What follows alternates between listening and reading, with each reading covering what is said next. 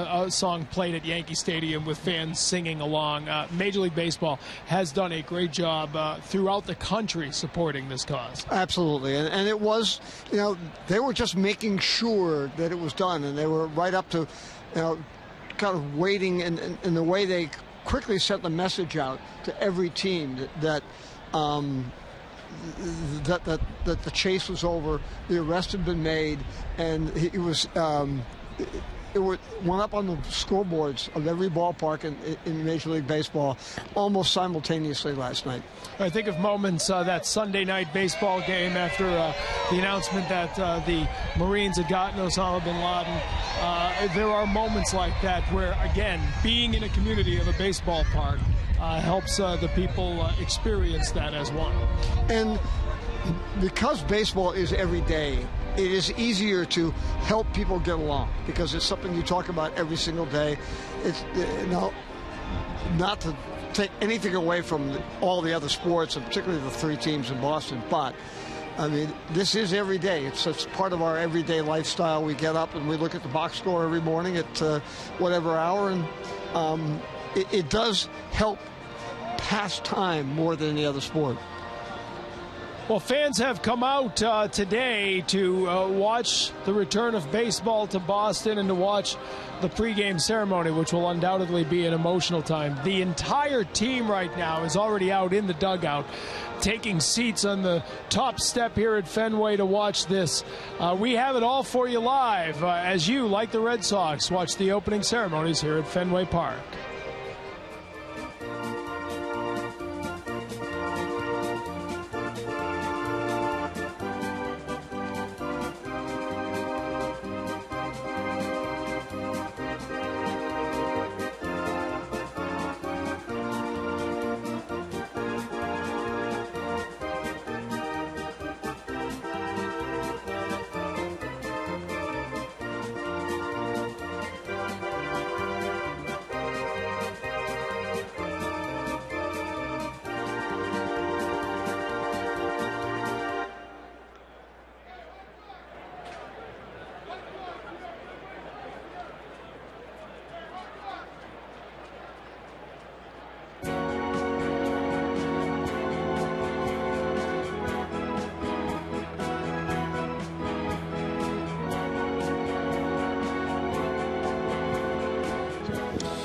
Well, welcome back to Fenway Park, everybody, and it is so great to be back at Fenway Park today as the atmosphere here at Fenway, as you might imagine, really a surreal scene here today. And here at Fenway, Don Orsillo and Jerry Remy, as we are very, very happy to be bringing you Red Sox baseball today from Fenway.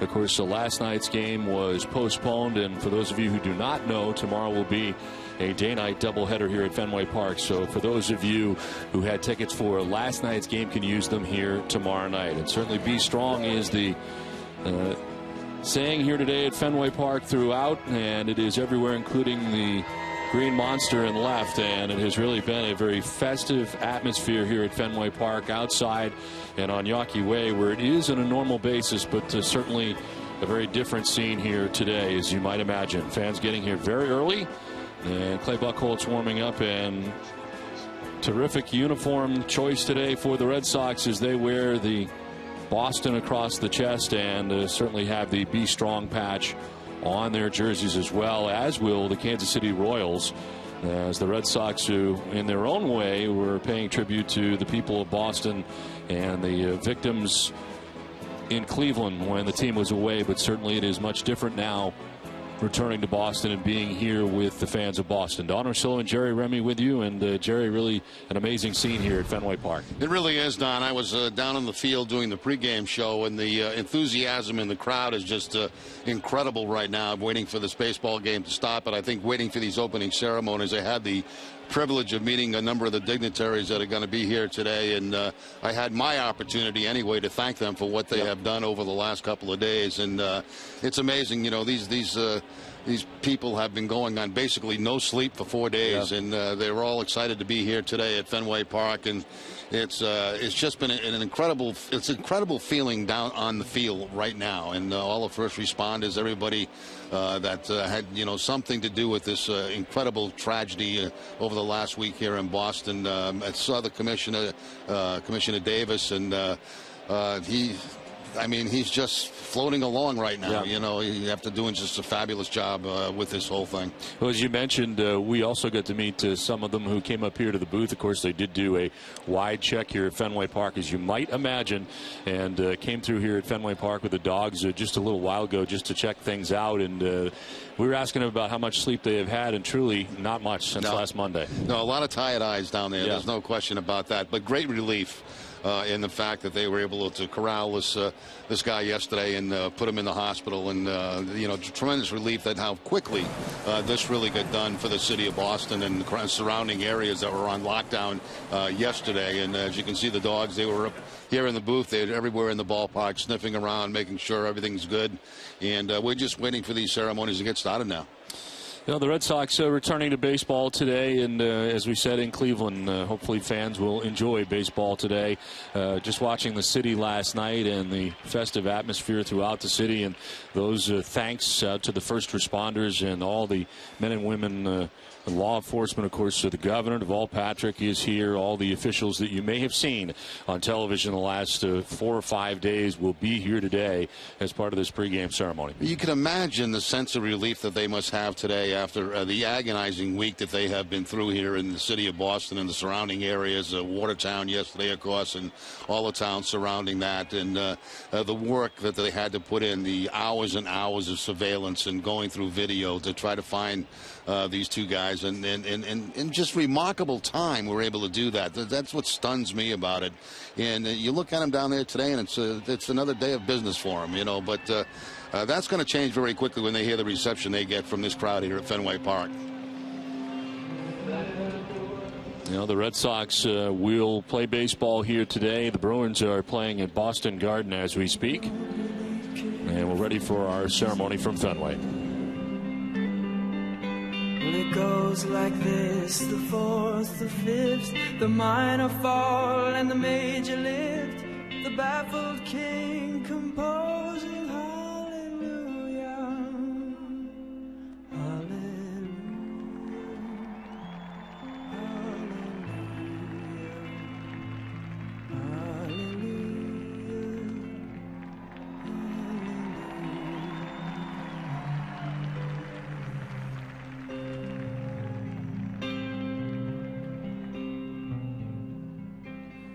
faith was strong, but you needed proof. You saw her bathing on the roof, her beauty and the moonlight overthrew you. And she tied you to her kitchen chair, and she broke your throne, and she cut your hair, and from your lips she drew the hallelujah, hallelujah, hallelujah, hallelujah.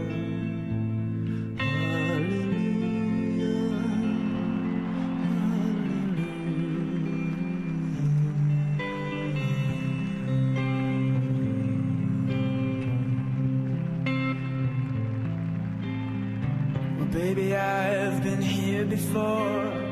I've seen this room and I've walked this floor. You know, I used to live alone before I knew you. And I've seen your flag on the marble arch. And love is not a victory march. It's a cold and it's a broken hallelujah. Hallelujah. Hallelujah.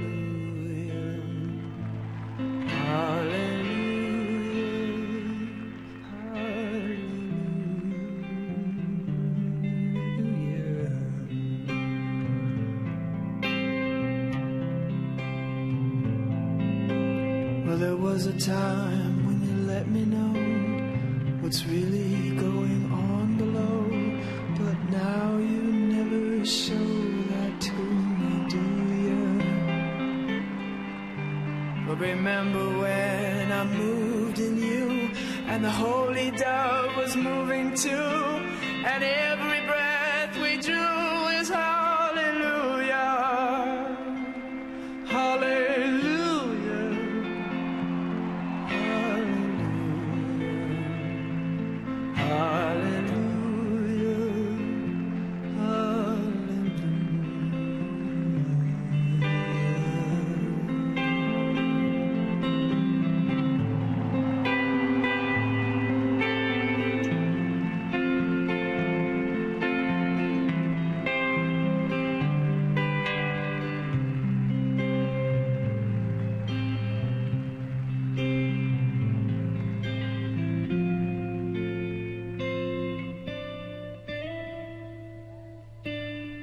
Maybe there is a God above, but all I've ever learned from love was how to shoot somebody who outdrew you. And it's not a cry that you hear at night, it's not somebody who's seen the light, it's a cold and it's a broken hallelujah, hallelujah, hallelujah, hallelujah,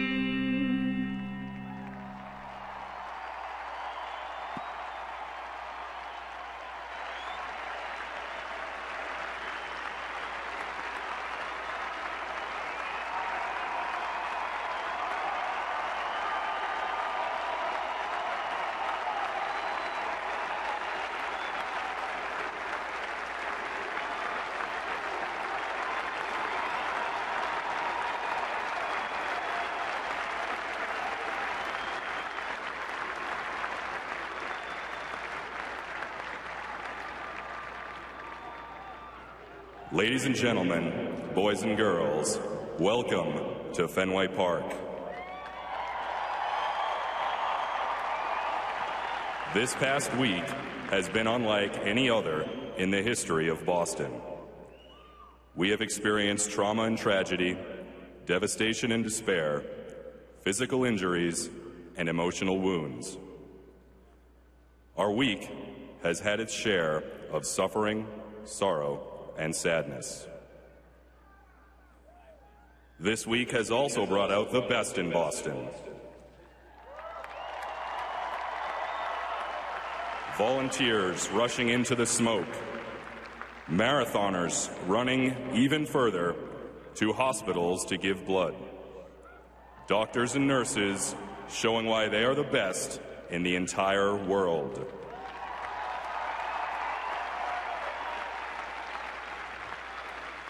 And our law enforcement officers, pursuing every lead, scouring every tape, and working relentlessly, fearlessly, and triumphantly to seek, find, and bring those responsible to justice.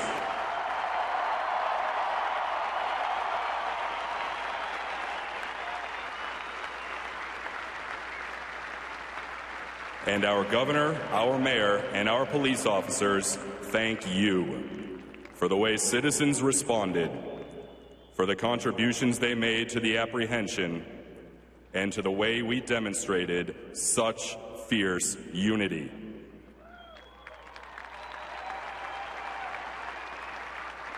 Today we gather as one, and we affirm to ourselves and to each other that we are one. One community, one nation, one world, full of love, full of compassion, and full of generosity. Those feelings, powerful all of them, fuel us with passion, to never quit, to persevere, to prevail.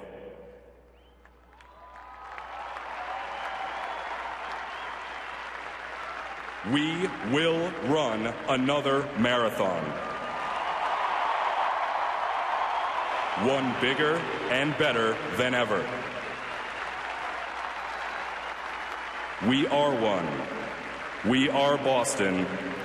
We are strong. We are Boston strong.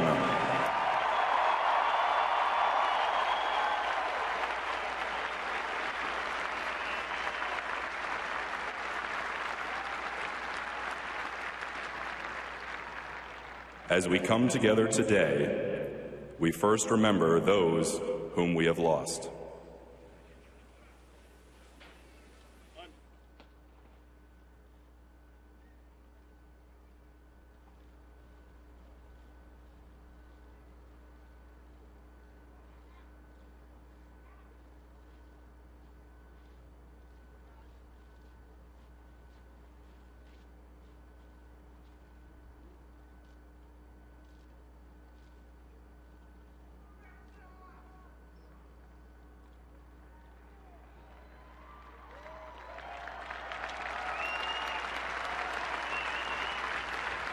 We hope these families feel our sympathies.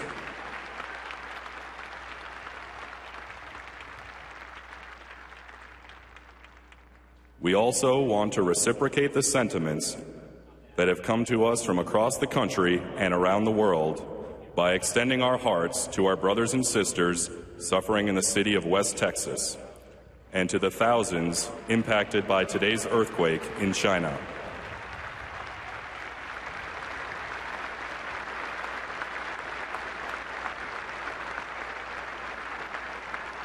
And as we think of our 176 adults and children who were injured, including MBTA officer Richard Donahue, won't you join us as we observe a moment of silence, contemplation, and prayer, and in particular for the 58 who are still hospitalized.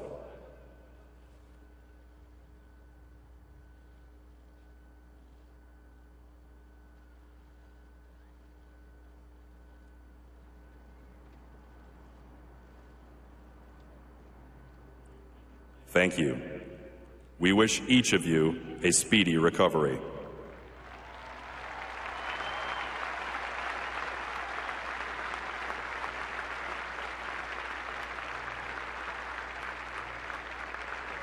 Throughout this week, in the aftermath of tragedy, one truth has emerged. We are resilient.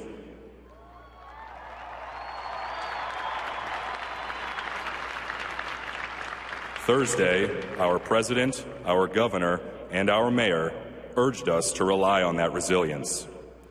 For the past 38 hours in particular, that resilience has been on grand display.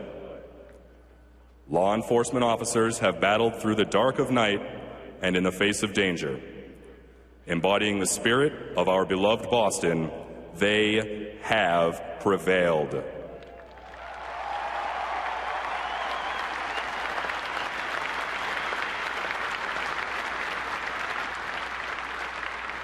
And now, it's our honor to shine the sunlight and the spotlight on some friends and neighbors who represent the spirit, the toughness, and the resilience of Boston.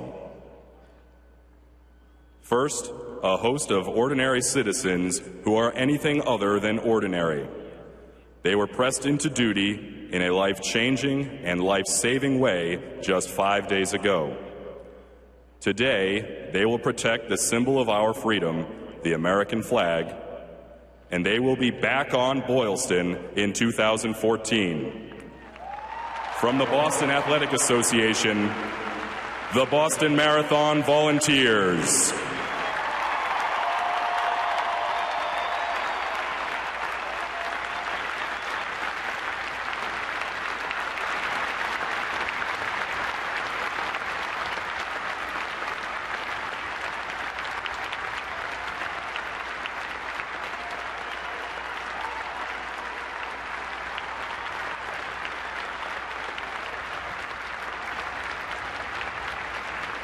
And now, some stories that reflect the love and human compassion that we witnessed on Monday.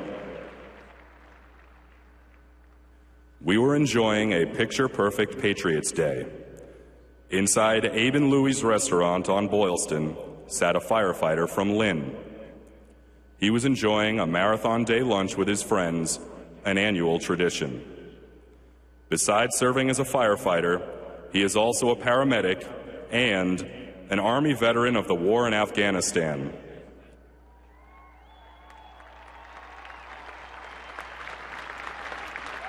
He heard the boom. He jumped to his feet. He sent diners to the kitchen while he headed to the street. He saw a little boy. A belt became a tourniquet. He carried the child to medical personnel and simply saved his life.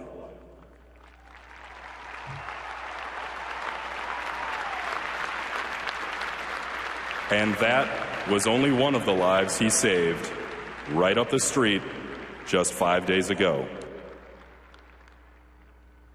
Representing firefighters, paramedics, veterans, and everyday citizens who amid sudden danger chose to rescue others, welcome Matt Patterson.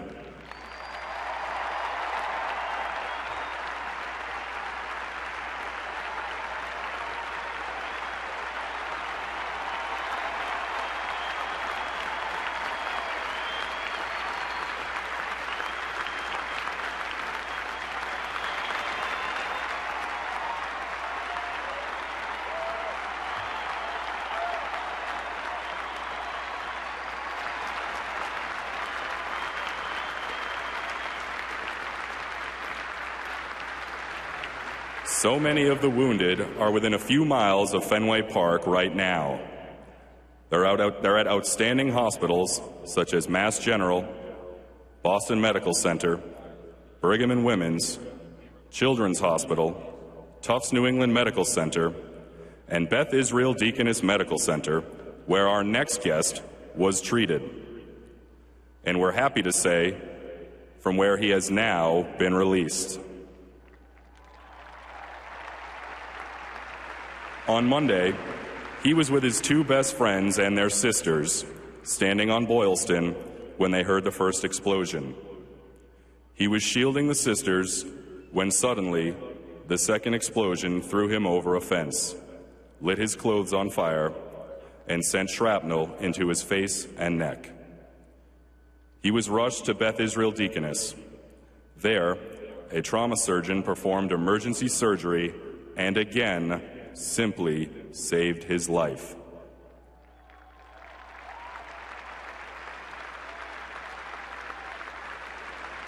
And while he still has a ways to go, he's on the road to recovery, he's with us today, and he's representing not only his two friends, each of whom lost a leg, but all who are on that road.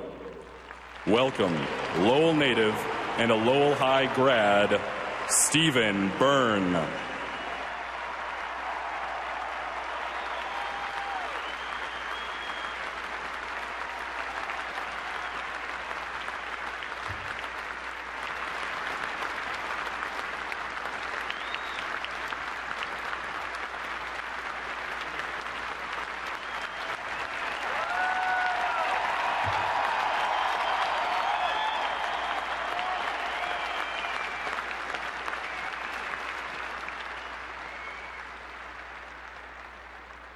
And now, a symbol of resilience if there ever was one.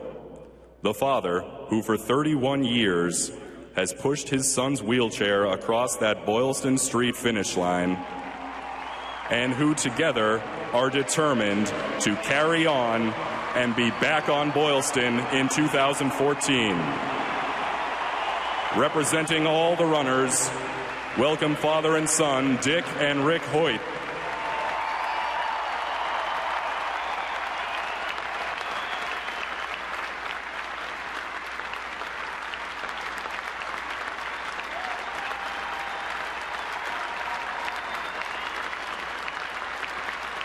Coming to thank them personally is the governor of our Commonwealth, whose leadership, along with the extraordinary leadership and stamina of Boston Mayor Thomas M. Menino, has never been more crucial than this week. Joining him are members of Mayor Menino and Governor Patrick's courageous law enforcement effort, as well as those from near and far, and how fortunate we are able to express our thanks to them on this day.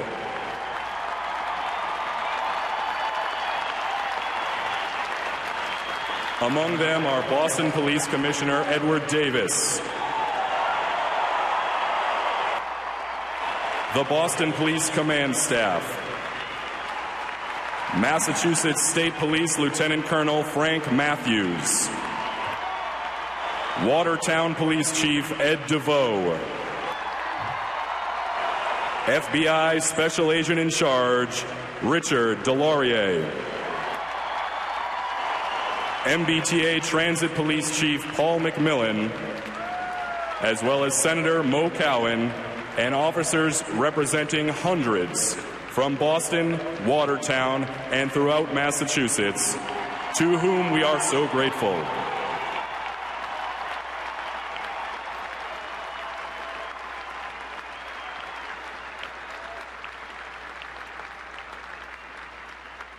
And now, please rise to continue a new Boston tradition born in the garden just 3 days ago. Our organist, Josh Cantor, will get you started, but you take it from there as together we lift our voices to new heights and sing the Star-Spangled Banner, the anthem that affirms our faith in the land of the free and the home of the brave.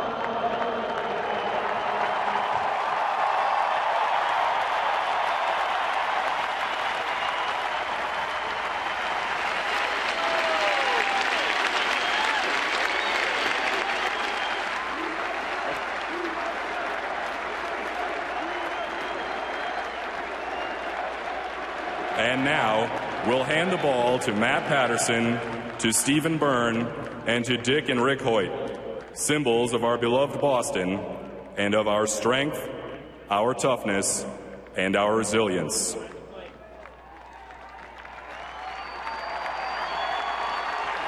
Catching the ceremonial first pitch are Will Middlebrooks, Dustin Pedroia, and welcome back, Big Papi David Ortiz.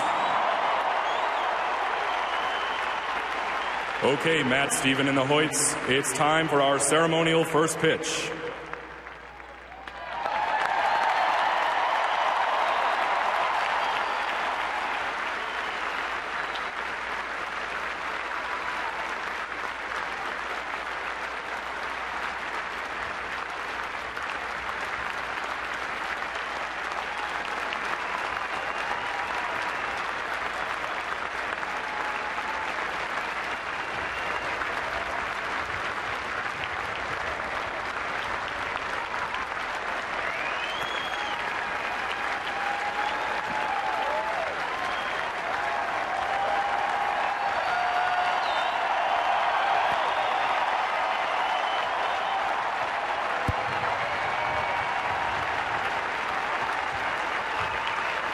All right.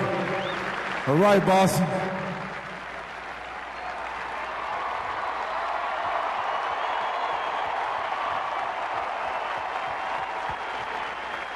This jersey that we wear today, it doesn't say Red Sox. It says Boston. We want to thank you, Mayor Menino, Governor Patrick, the whole police department, for the great job that they did this past week.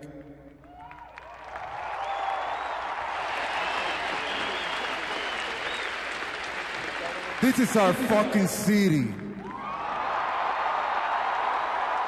And nobody gonna dictate our freedom. Stay strong. Thank you.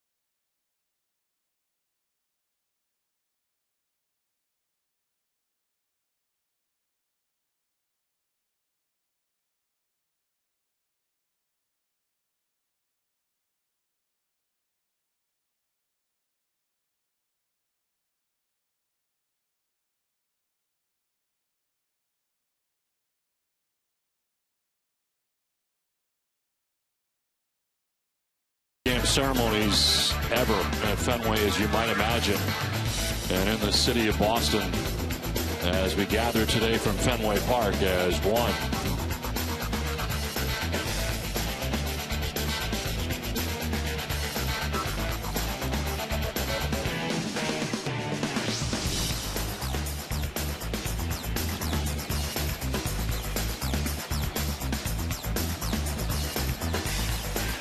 That flag has come down so many times here at Fenway Park, but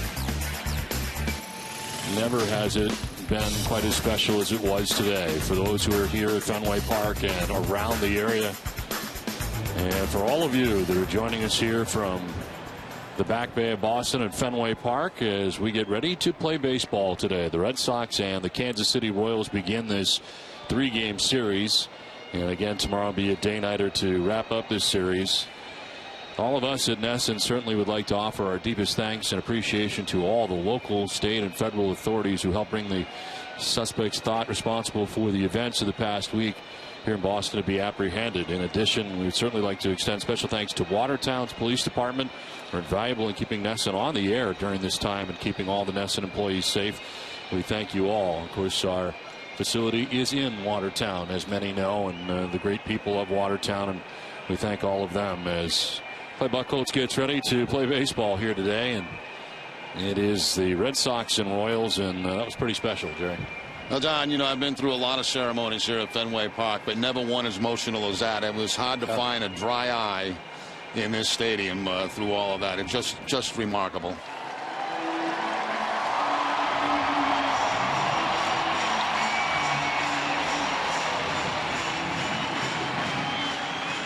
The Red Sox take the field, and as they do, let's check out the Royals batting order, which is brought to you by Jordan's Furniture. Alex Gordon will lead it off. He's in left field.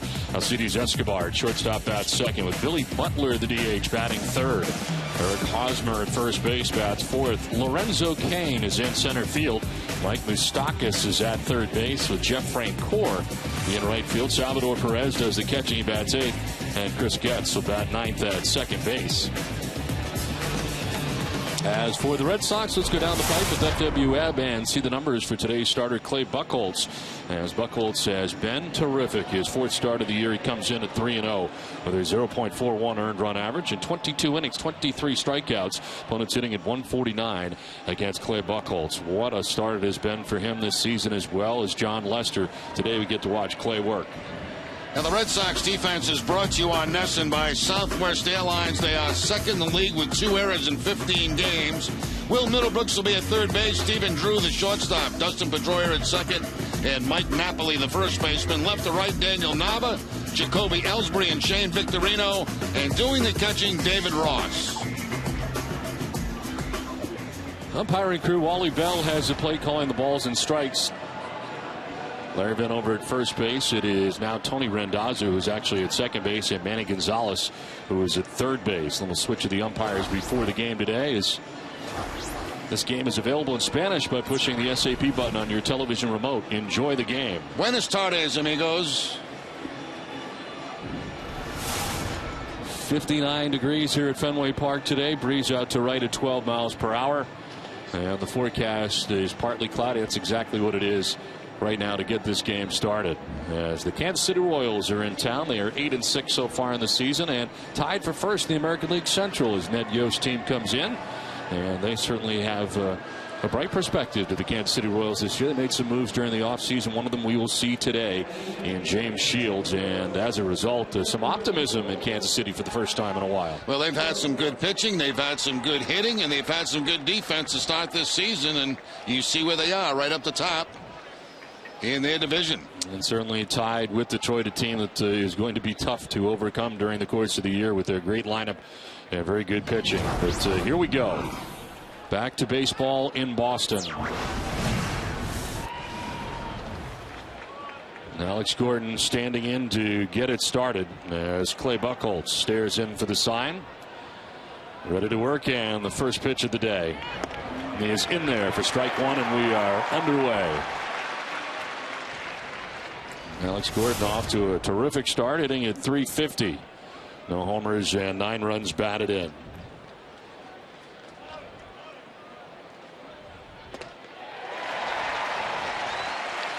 Fastball followed by a cut fastball from Buchholz to quickly get ahead 0-2.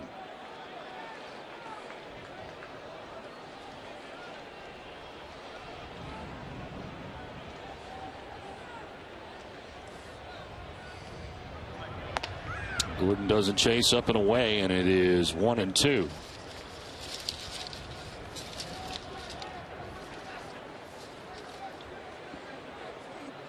Buchholz beating Tampa Bay last time out, wins against New York and Baltimore prior to the victory last time. Just inside, and it'll leave it at 2-2. Not missing by very much, but clearly inside on that fastball from Buchholz.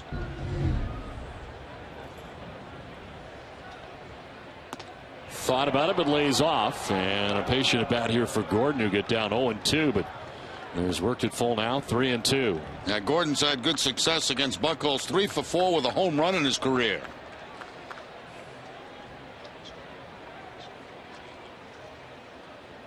Swing and a miss. Buchholz strikes him out. Well, that's something that Gordon didn't expect there. A 3-2 changeup from Buchholz to pick up his first strikeout of the afternoon. Buchholz last time out, 11 strikeouts in his win against Tampa Bay. One down for Alcides Escobar, the shortstop. 246 with a home run, 8 runs batted in for Kansas City.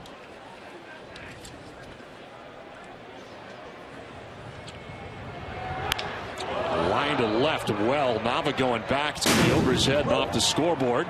And Nava gets it back in quickly along Look towards second base for Escobar, but he'll hold on with a long single to left. Let's check in with Jenny Dell.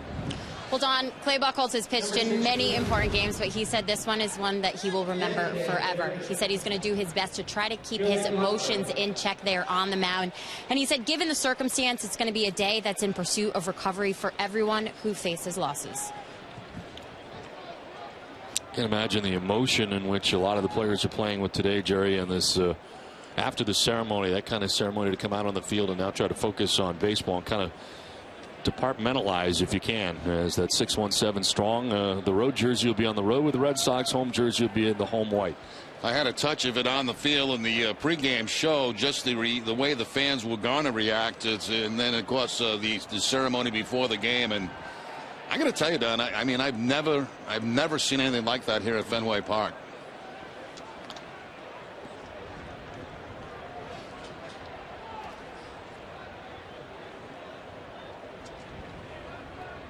And Billy Butler batting here with 1 out and 1 on. The DH for Kansas City. Generally their all-star representative over the last few years. As he takes strike one. Billy Butler's always been a good hitter. He hits just a .225 so far this season. Seen some time at first base for them over the years, but primarily a DH. He's got 10 walks this season, so he has been getting on base. Escobar at first base has 3 steals on the season, has not been caught.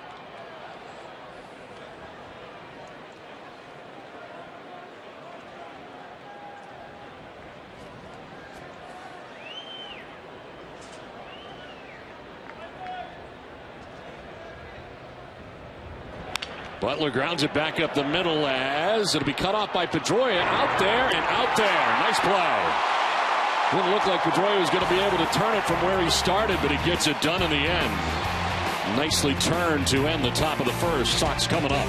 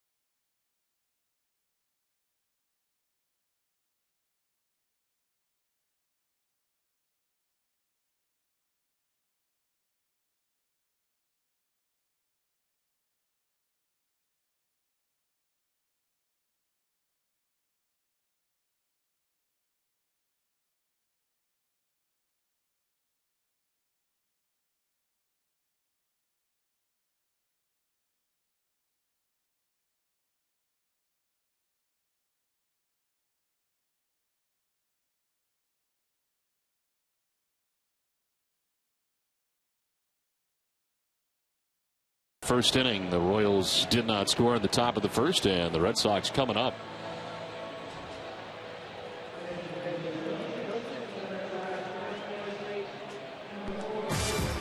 And the Red Sox starting lineup is brought to you by New England Chevy dealers. Jacoby Ellsbury in center field, Shane Victorino in right. Dustin Pedroia just started that double play. He's at second base. The return of David Ortiz. The DH batting fourth with Mike Napoli at first base. Daniel Nava is in left field. Will Middlebrooks at third base slides down to the 7th spot. Stephen Drew at shortstop bats 8th, and David Ross does the catching. He bats 9th. And today the Red Sox dealing with a very familiar pitcher on the mound in James Shields. Spending so many years with Tampa Bay and now in a Kansas City Royals uniform. His 4th start of the year, 1-2 with a 3.43 earned run average with his new team, but 20 strikeouts and just 3 walks for Shields. And Jacoby Ellsbury gets it started here in the bottom of the first inning. Pulls it back and takes strike one.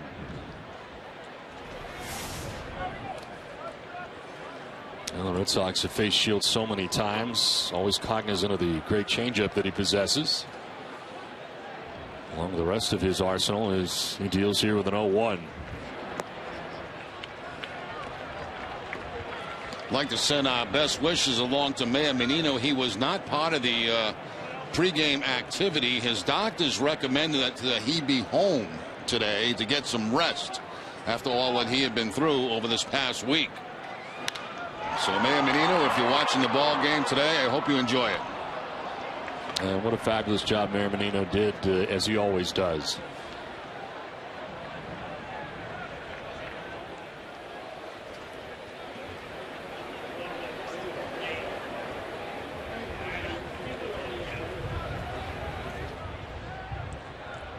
One-two pitch is outside, and it is 2-2. Well, the Red Sox have won 6 in a row heading into this homestand. 11-4 to begin the year as Shane Victorino waits on deck. Great road trip for the Red Sox. However short it was, a swing and a miss. Ellsbury strikes out as he chases that pitch away. Let's take a look at the Kansas City defense. They are 10th in the league with 9 errors in 14 games. Mike Moustakas at third base. Alcides Escobar, the shortstop. Chris Getz at second. Eric Hosmer, the first baseman.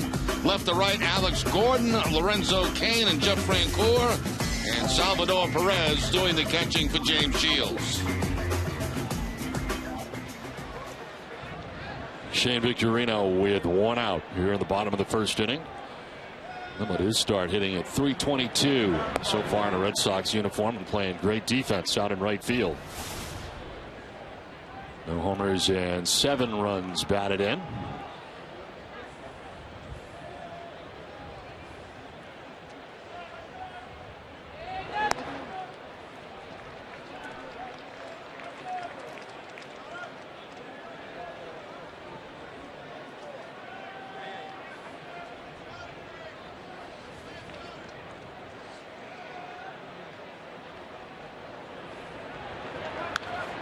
This one foul back, 2-1. Not the fastball, but fouled it back on the 2-0 pitch. And Clay Buchholz has been washing his hair a lot in between innings, and it has worked out so far this year because he is 3-0 with a 0.41 earned run average. But you should never wash your hair too much. You can dry it out. 2-1 has popped up. Left side of the infield. Escobar will backpedal to the short lawn and left for the second out. Well, Dustin Pedroia making a great defensive play to end the top of the first inning. The athleticism to be able to get back to the bag, make that touch of the bag, and complete the throw to first base to get the double play. Great play by Pedroia. There's Dustin Pedroia with 2 outs. Good defense, now trying to chip in with some offense. And he'll take ball 1. 3-10 start, no homers, 6 runs batted in for the Red Sox second baseman.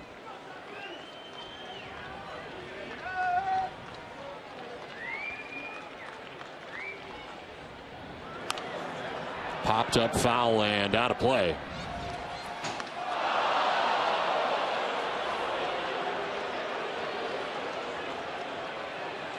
Pedroia, the only Red Sox player to reach safely in all 15 games so far this season.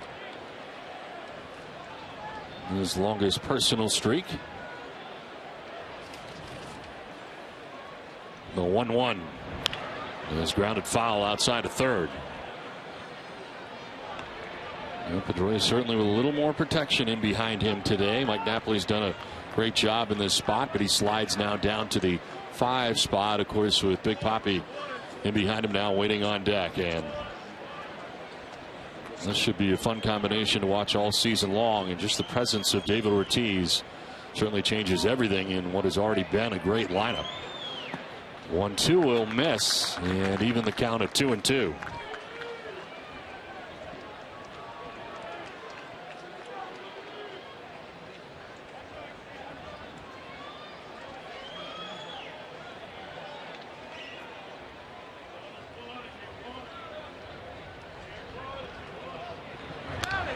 Pedroia fouls it back. Fastball that time at 95. Al Shields with many battles against the Boston Red Sox. The 8-13 career record, but only 2-9 here at Fenway Park with a 5.86 ERA in this park against Boston teams. 24th time in his career that he has started against the Red Sox. Here's 2-2 pitch. And Pedroia fouls off another. This at bat will extend to his 7th pitch.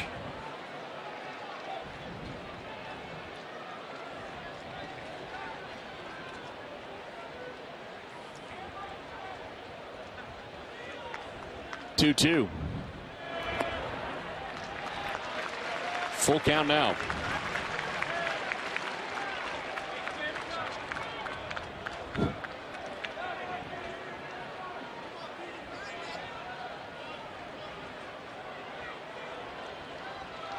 It's a team Dustin has enjoyed playing against over the years.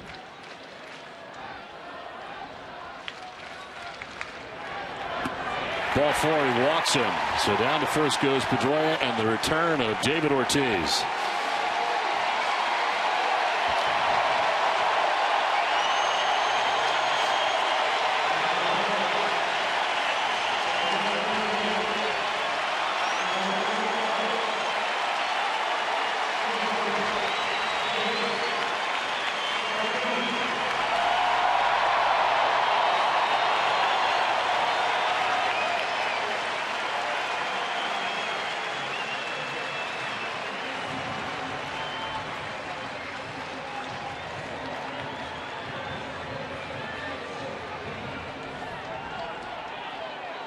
Pedroia at first base with 2 down. A look at last year for Big Papi before he went down with the Achilles injury that sidelined him through the end of last year, the offseason, and all of spring training.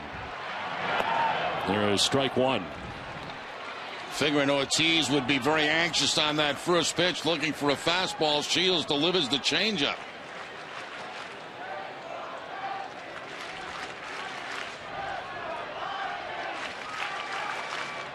Six rehab games with the Pawtucket Red Sox to get him ready. 18 at bats. Got a home run in his last game and a 1-for-4 showing.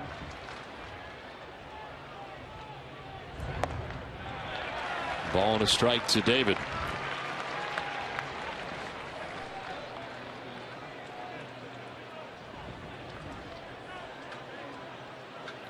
Shift on with Chris Getz, the second baseman, in short right field, and Pedroia gaining his lead at first as Hosmer holds him on.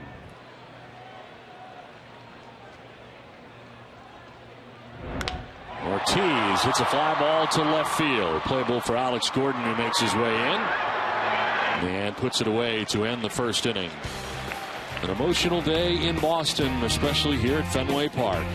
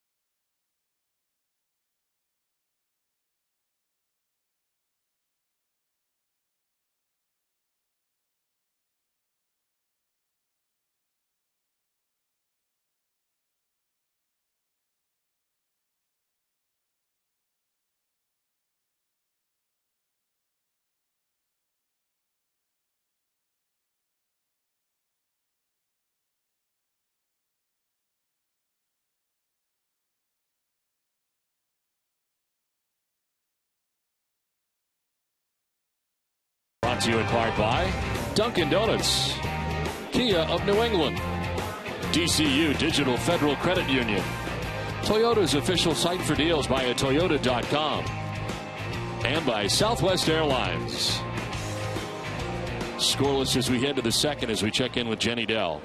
Well, Don, the Red Sox are wearing special home white jerseys. So you can see the words Boston written across them. They're going to wear them today and sign them after the game. These jerseys will be auctioned off with the proceeds going to the One Fund Boston, helping those most affected by the tragic events. Jay, thank you very much. And, of course, worn by all here at Fenway Park is Eric Hosmer. Will take ball one. Hosmer, first baseman. Leads it off, then Lorenzo Cain, and Mike Moustakas scheduled to bat here in the second inning.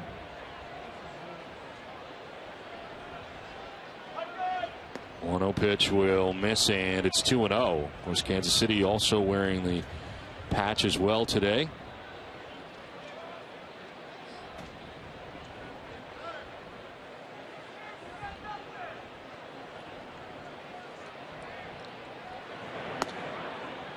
In there for a strike, and it's 2-1. And Buchholz had a strikeout in the first, get a key double play turned by Dustin Pedroia to end the first inning. Strike over the outside corner evens it at 2-2.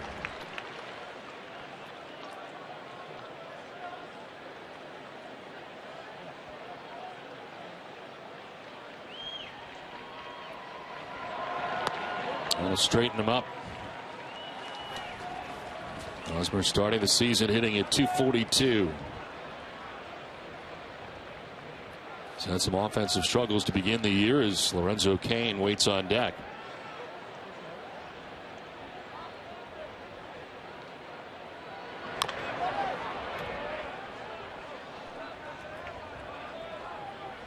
A lot of these players in the lineup for the Royals today facing Buchholz for the first time. Only 3 players have faced him: Gordon, Butler, and Getz.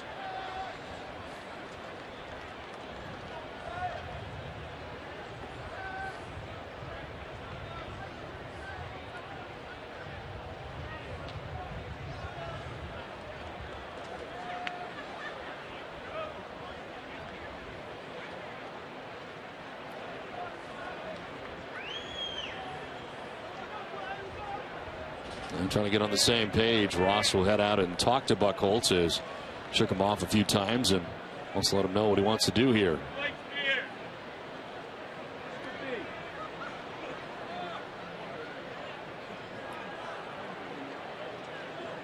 Yeah, I spoke here.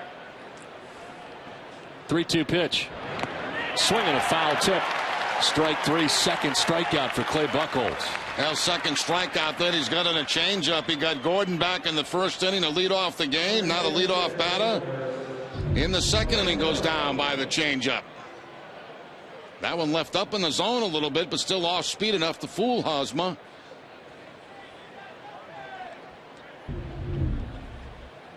One down in the inning, Lorenzo Cain, the batter, center fielder, who's off to a very good start offensively.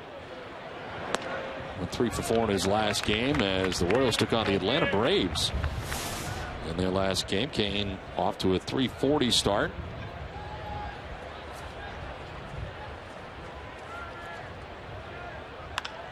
This is into right field, a base hit. So he continues on a torrid pace. Single to right field, second hit for the Royals of the afternoon. Nice job there by Cain as he goes to the opposite field, picks up a 4-game hitting streak now. So a couple of hits in the game off Buchholz. This one going to the right of Mike Napoli at first base. 1 out, 1 on. Mike Moustakas, the batter. 178 start to his season for Moustakas. Last year, his first full year in the major leagues with the Kansas City Royals. And 20 home runs. In the first Kansas City Royal third baseman had 20 home runs since Dean Palmer did it. He had 26 back in 1998, so it's been a while for a Royals third baseman. But Throw to first, and back to the bag is Kane. That's Kansas City Club. You could see it last year really start to turn around and start heading back in the right direction. And as you highlighted down earlier in the ball game, playing very good baseball.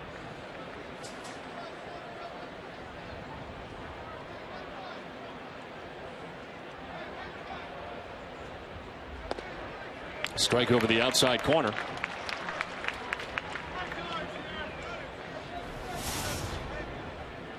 The numbers for Moustakas so far in the season.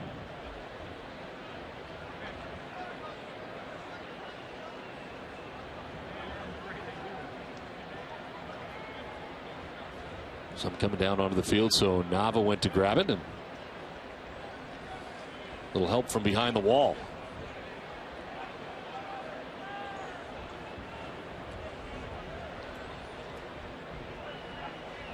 Throw to first, and back to the bag is Kane.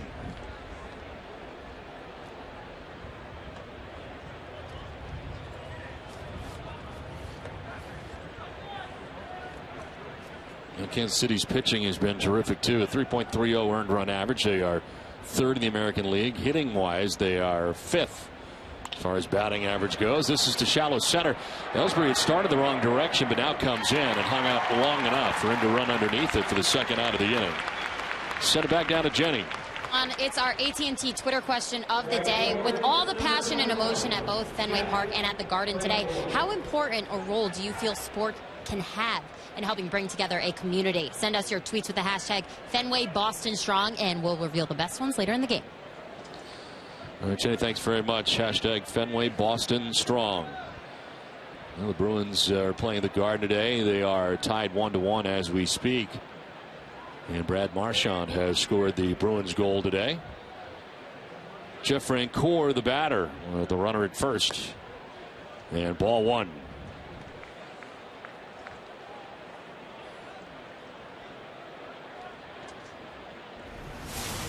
Francoeur 260 with a home run and 4 runs batted in.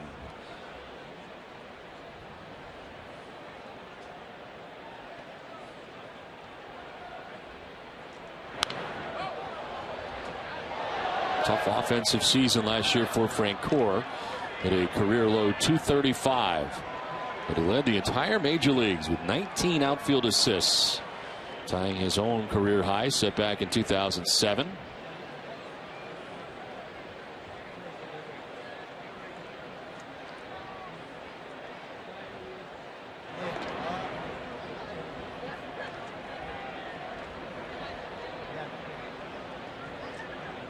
He's got a great arm, sort of speaks for itself there, and trying to get his offensive numbers back on track again.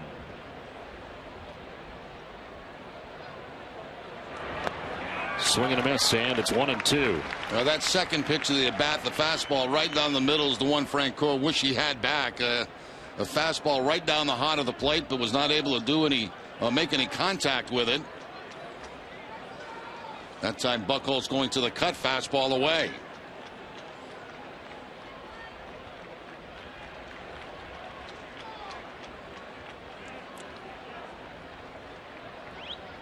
Kane was taken off, started and stopped, and now Ross dropped the baseball on the transfer as Kane literally started to steal, then completely stopped, and then started again. Well, that's when you get such a good jump, you've got too good of a jump. Watch him take off trying to time Buchholz, and then Buchholz hesitated, which made Kane hesitate. But he just continues on at second base as the ball was bobbled by Ross behind the plate. So he picks up the steal. 25th pitch coming up for Buchholz, but time called, and Ross headed out to talk to Buchholz. Man at second base, make sure their signals are on the same page.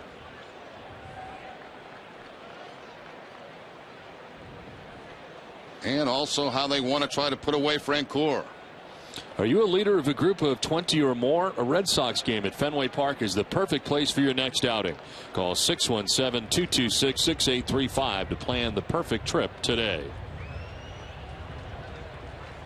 2 down in the second inning. Lorenzo Cain at second base, and a 2-2 to Jeff Francoeur. Runs it inside. Now a full count.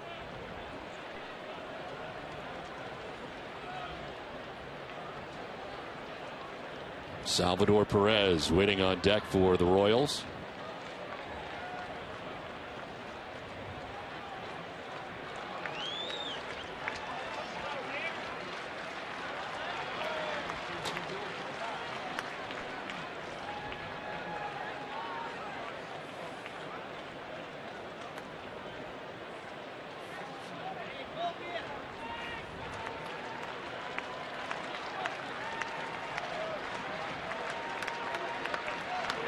Francoeur strikes out looking. Third strikeout for Buchholz. They leave Kane at second base. We're scoreless from Fenway. Mike Napoli will be leading off when we come back.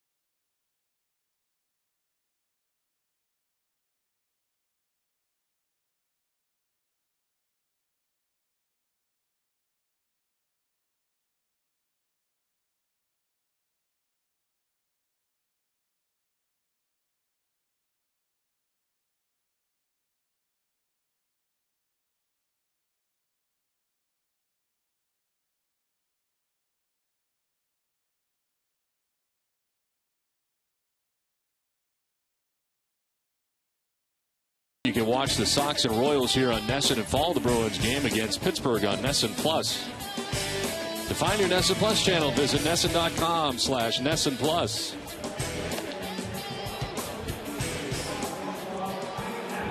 Now we head to the last half of the second inning at Fenway Park. Scoreless. Mike Napoli, Daniel Nava, and Will Middlebrooks will be coming up. Buchholz has thrown 26 pitches through the first 2 innings.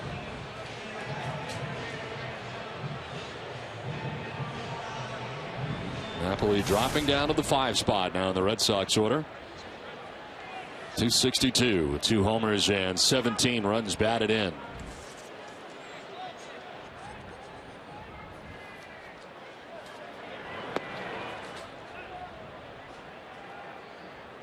Mike Napoli has an extra base hit, at least 1, and an RBI in each of his last 5 games. 5 doubles, a triple, and 9 RBIs total in his last 5 games.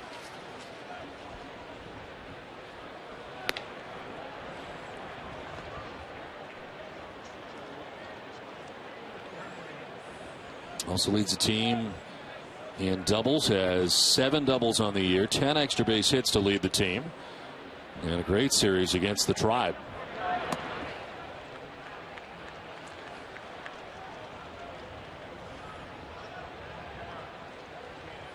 It's Napoli now, Nava next, and then Middlebrooks to bat here in the home half of the second inning for John Farrell.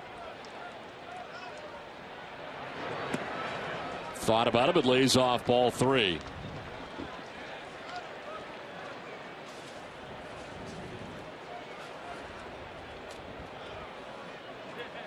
Napoli, a .308 career hitter in the 5 spot in his major league career. Breaking ball fooled him in. It's a full count now. That's the cut fastball right there from Shields to run the count to 3-2.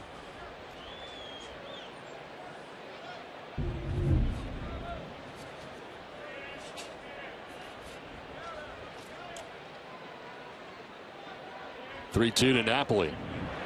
This one carved foul.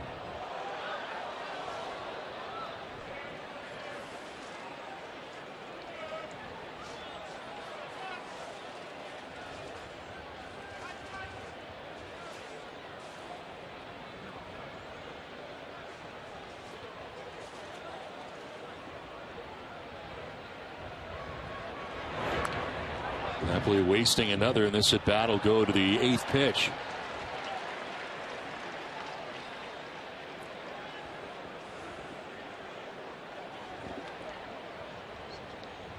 Outfield straight away, and very deep in left is Alex Gordon. He's almost to the warning track in left field. Not as deep as you'll see anybody play here at Fenway Park. And Napoli, on the 8th pitch of the at-bat, will take the walk. Now let's take a look at Clay Buchholz's last strikeout against Jim Francoeur. Eventually puts him away with a fastball away. With a fairly long bat for Francoeur. Fouls off a fastball. Cut fastball away. Then, of course, the pitch that had the stolen base. Try to change up down and in. And back to the outside corner with the fastball for the strikeout. Today's whiff is presented by Head & Shoulders, who challenge men to take a whiff at what a double dose of confidence smells like.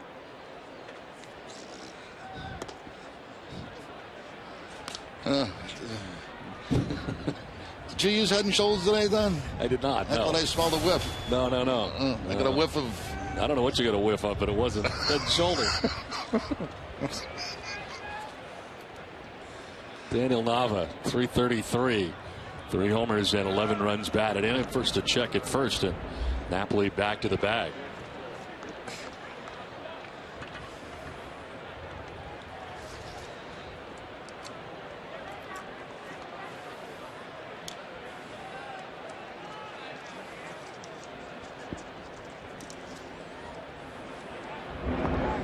Low throw, but dug out by Hosmer at first base.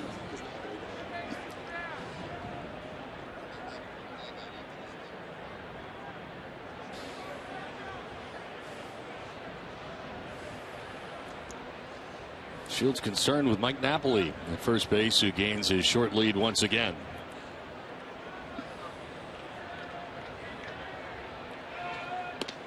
That'll miss, and it's 2-0 now to Nava.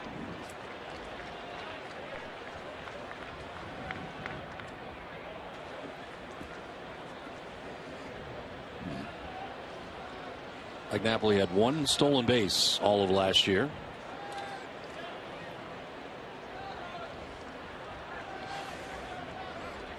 Another check, and this one a little closer, but he's back to the bag again. I don't know, maybe somewhere along the line Napoli stole a base against Shields, because that's 3 attempts over at first base, and that time Napoli had to dive back in.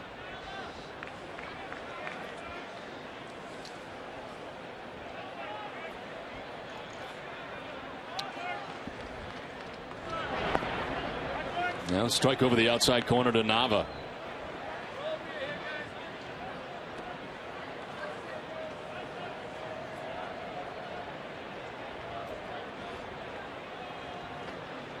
Nava played 88 games last year for the Red Sox.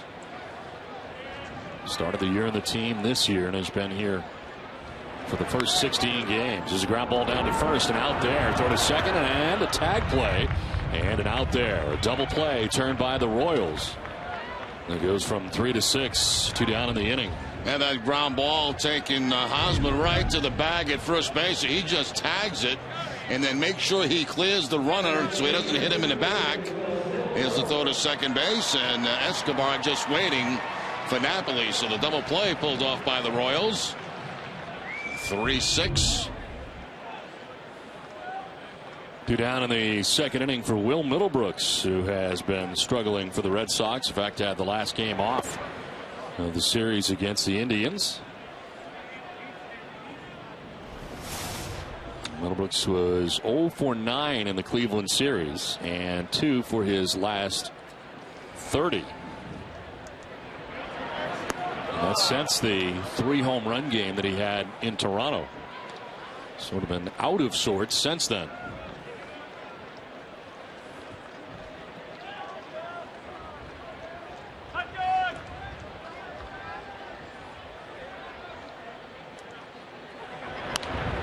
This one popped up foul, backing out of play.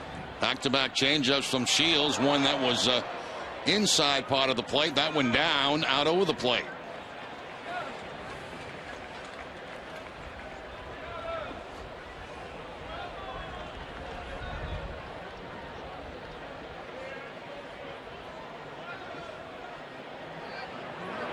swing and a miss, and Middlebrook strikes out to end the second inning. We are through 2 from Fenway. No score.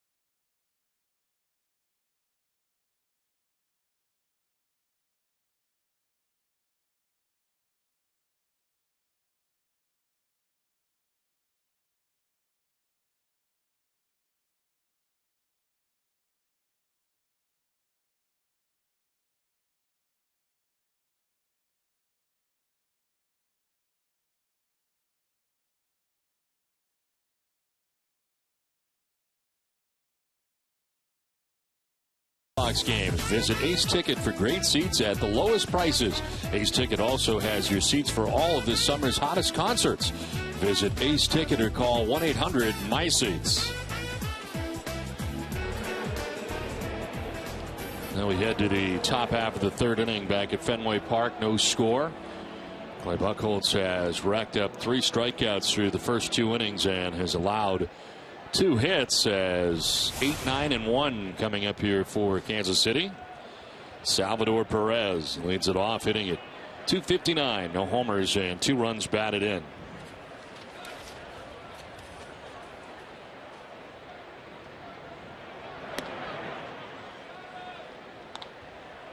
First time he's been on an opening day roster in the majors. Missed the first 3 months of last year, the torn meniscus in his left knee. He joined Kansas City last year on June 22nd. Sends one down to third base. A big high hop from Middlebrooks. He's throwing plenty of time for the first out.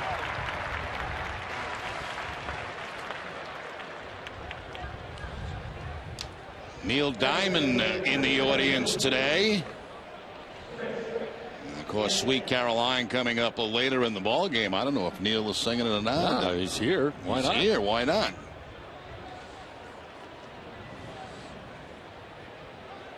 One down in the third inning as Chris Getz stands in.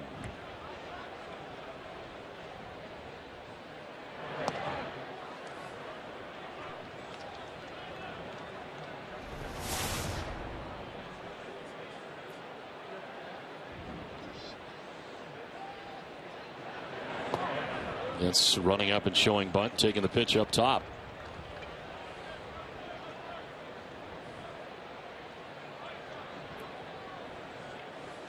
Well, gets on the DL several times last year, limited to just 64 games due to multiple injuries that he endured last year.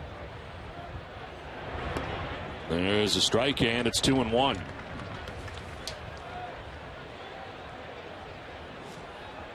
Three separate trips to the DL last year.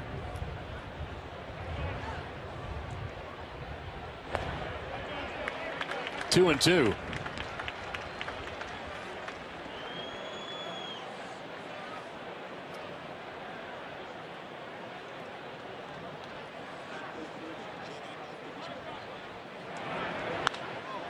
Line foul. Yeah, nice catch. That's why you bring a glove.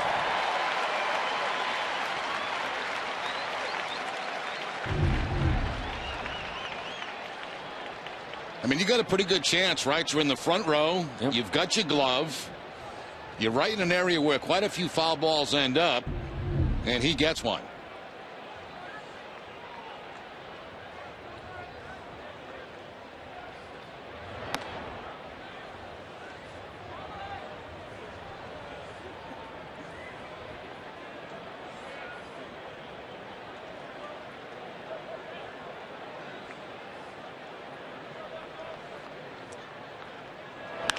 On the ground to second base. His counterpart at second, Pedroia, throws out, gets 2 down. Let's send it back down to Jenny.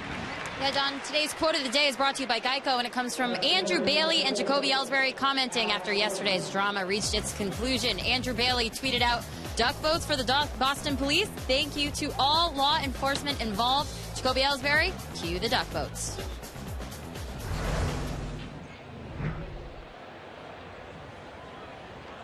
It was sort of like a parade when the police were leaving Watertown and the fans were saluting them on the way out. It kind of felt like a parade. It really was. Residents of the area standing on the streets, giving the police a loud round of applause as each one drove by or walked by. Police giving high fives to each other, shaking hands.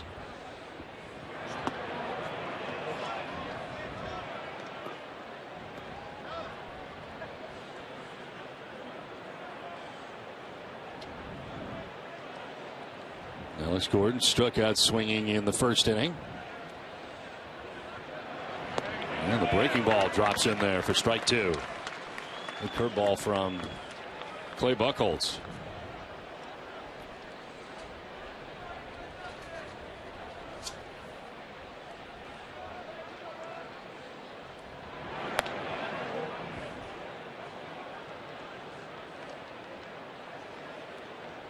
For those of you who had tickets to last night's game, they'll be good for tomorrow night's game as the Red Sox and Royals will play a day-night doubleheader here from Fenway Park. The regularly scheduled day game, same time as was scheduled before, and they've added a 7 o'clock night game.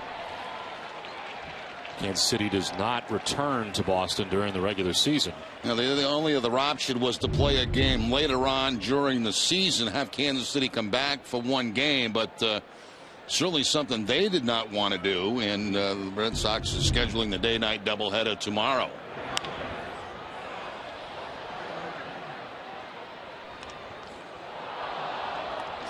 It's one of the things with the new schedule now is the fact that a lot of these teams we're only going to see once, and you've got to get those games in, so you're going to see quite a few of these doubleheaders, I think, this year around baseball. Swing and a miss. Alex Gordon strikes out. That's the 4th strikeout for Clay Buchholz. Scoreless from Fenway.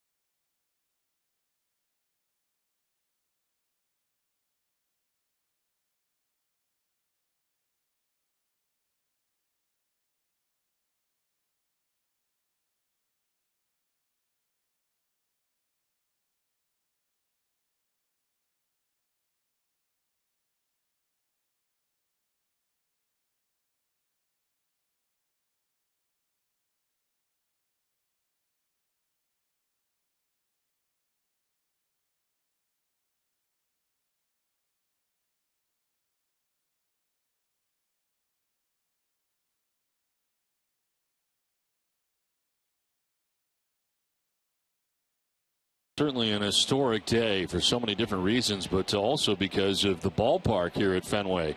It is April the 20th. The official opening of Fenway Park was on this date back in 1912.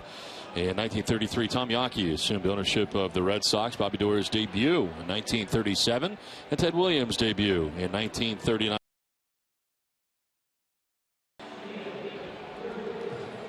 101st birthday of Fenway Park. Of course, we all celebrated all year long last year, the 100th anniversary of the ballpark, and here we are at 101 as we head to the bottom of the 3rd inning.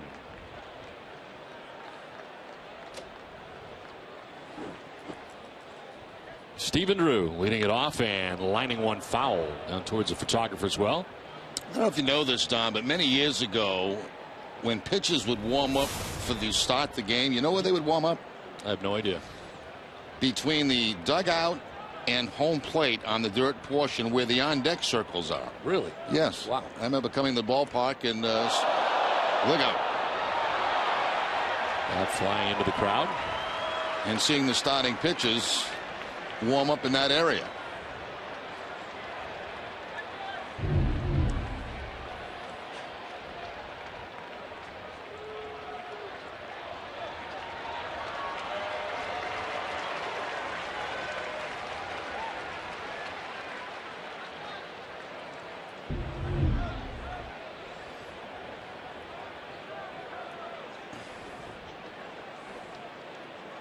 Stephen Drew leading it off and taking a pitch outside. Apparently we have some footage of Boo Ferris. There you go. You can see they're throwing toward behind home plate. That's Boo Ferris.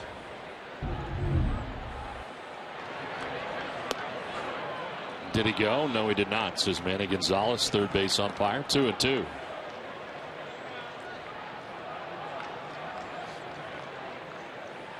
When did the bullpens come into Fenway Park, if you know? That's a good question. I don't know that. Didn't it have something to do with Ted Williams to make it a little bit shorter out there? I believe you're correct. You can imagine how deep it was before it was they put the bullpens in. I mean, it's 380 to the bullpen right now.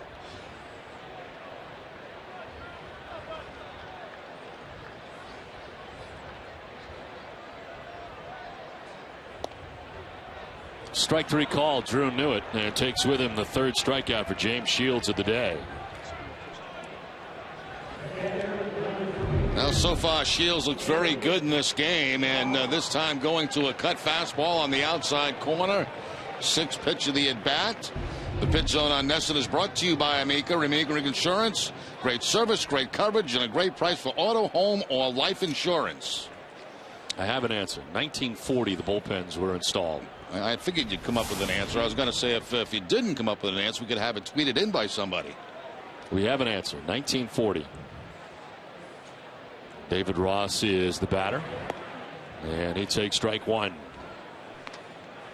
Ross getting the nod today to start as the battery made of Clay Buchholz on the afternoon.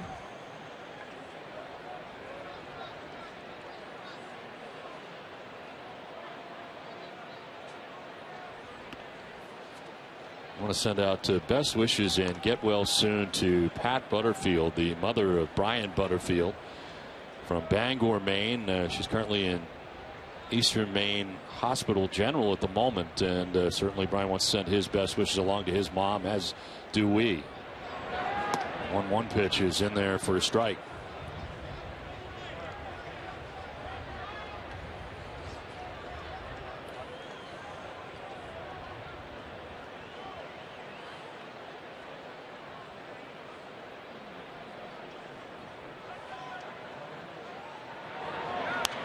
Popped up foul. That'll get back and out of play.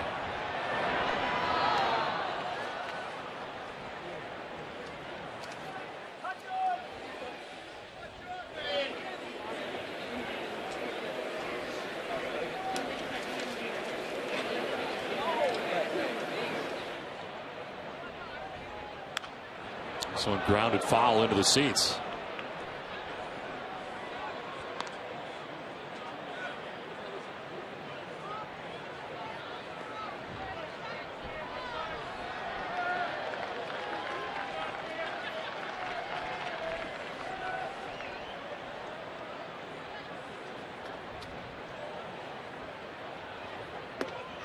In there for strike three, and Shields has now struck out 3 Red Sox in a row. 2 down.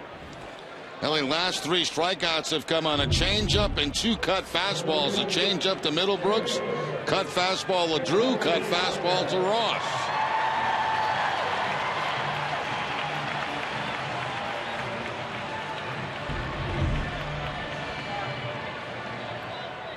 Retired 4 in a row, 2 down here in the 3rd inning for Jacoby Ellsbury. Second time through now.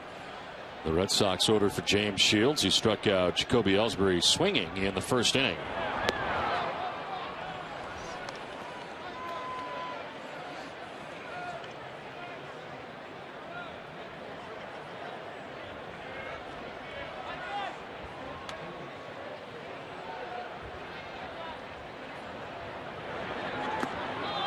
changed his mind in the middle, but goes around. Pitch 50 for Shields of his outing. And it's the changeup from Shields, darting down and out of the strike zone. Ellsbury with kind of a half swing at it.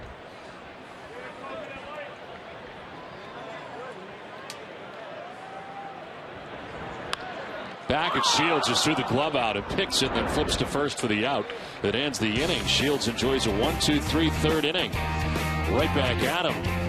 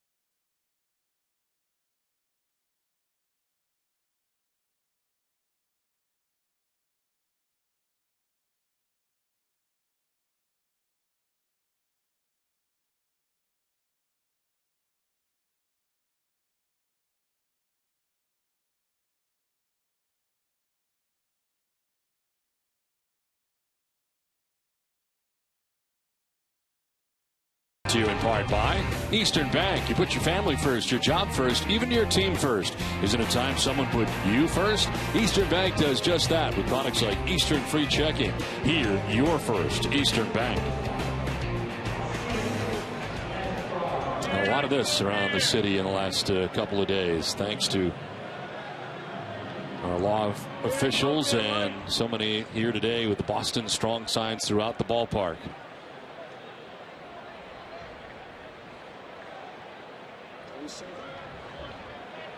As we head to the fourth inning.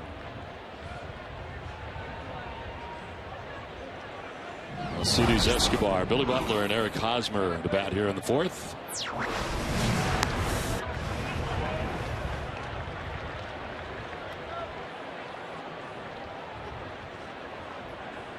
Two hits allowed by Buchholz through the first three innings. Escobar is single, Kane is single. That breaking ball Ross tried to bring back to the corner.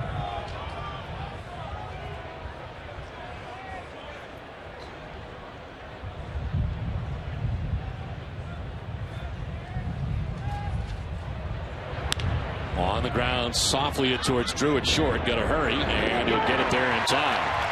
Escobar gets down the line well, retired 6-3 for the first out of the fourth inning. That was a tough play for Stephen Drew right there, because that last hop came up on him. And he had to quickly get that glove back up in that position to be able to make a play on it, and on the run, making the throw to first base to get Escobar.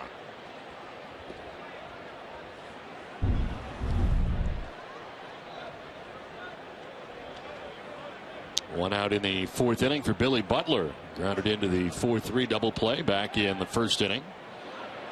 Play was nicely turned by Dustin Pedroia.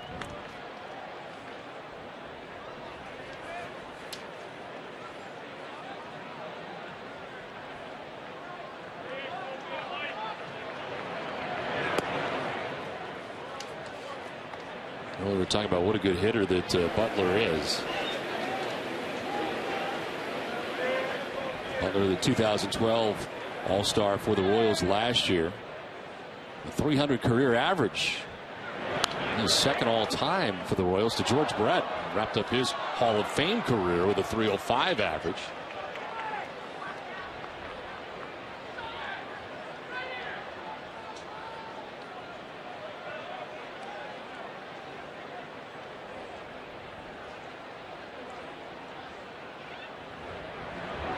Butler with a one-hopper that explodes on Drew. May have time with Butler running, and does. Plenty of time as it worked out. 2 down here in the 4th inning. A couple of tough plays this inning for Drew, who's been very, very solid and steady at shortstop since being in the Red Sox lineup.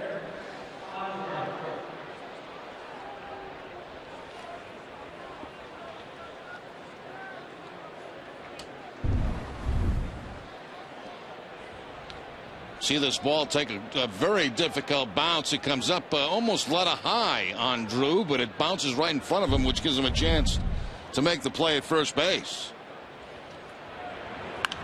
Hosmer will pop it up. Drew calling, and part of all 3 putouts here in the top of the 4th inning is Stephen Drew. With 3.5 in the books, no score.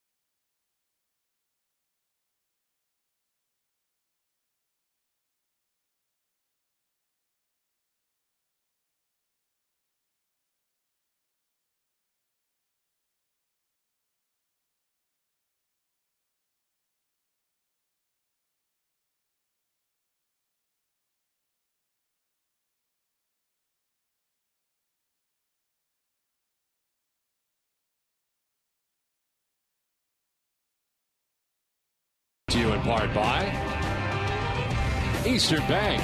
You always put others first. Wouldn't it be nice if your bank did the same thing with products that make life easier and a commitment to helping those in need? Here, you're first.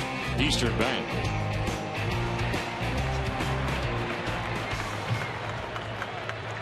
Wow. Oh, boy. Somebody's been watching. Wow. I have never taken anything from the Fenway cafeteria, just to be clear. Now that we're out of Cleveland, and That's because they had everything tied down today when you went in there. The plates are tied down, and forks, knives. You've made this more than it really is. I've made it more than what it really is? Yes. I am not a thief. I'm not a thief. You're a kleptomaniac. I am not a thief.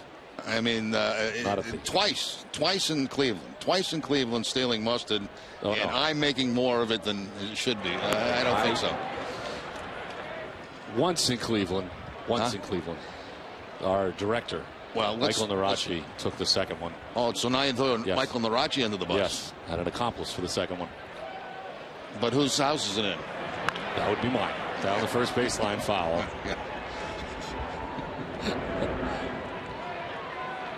I tell you, well, you know, there's a lot of things that have gone on through the years, but that was really a low point, I thought. Really, the stealing of the mustard? I mean, yes. Have you tried the mustard? It's really good. It's too spicy for me. Oh, well, that's part of it. Yeah. 1-2 pitches inside. Just smelling it. Let me just bring this up, too. This is coming from the guy who steals peanut butter and jelly sandwiches off a plane like they're going out of style. Like steals 2, maybe 3 at a time. No, do you understand that the stuff that's on the plane is for us to eat? On the plane? Yeah. Well, I could take a peanut butter and jelly off a plane and put it into my bag to have for lunch the next day. That's okay. Technically stealing. Every flight attendant knows that I do that. Matter of fact, they put 2 of them there in my seat so I can take them with me. It's not the same as stealing mustard out of a cafeteria in Cleveland. It's kind of a gray area. Swing and a miss. There's nothing gray about it. Heads to the dugout. That's 5 strikeouts for Shields, and that is 4 of the last 5 Red Sox batters. Yeah, fastball tipped into the glove of Salvador Perez. Good job holding on to it. And of course, you've never taken anything off a plane. No. No.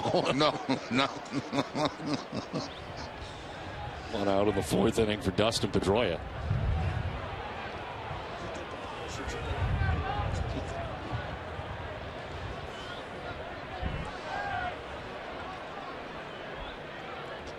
Pedroia walked in the 1st inning, 1 of 2 walks allowed by Shields. And this is grounded towards second. Gets on to first, 2 down. I'll tell you this: we all take stuff off the planes to eat. Yeah, but nobody takes more than Joe Castiglione. Mr. 10 pockets. Yeah. Joe wears a jacket with extra pockets when he's on the plane.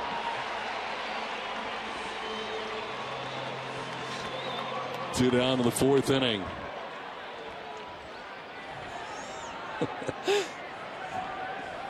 David fly to left in the 1st inning, and part of our key matchup brought to you by Honda. His numbers against James Shields pretty good, 308 over the years, and again this is the 24th start for James Shields against the Red Sox. All of them except for today as a member of the Tampa Bay Rays.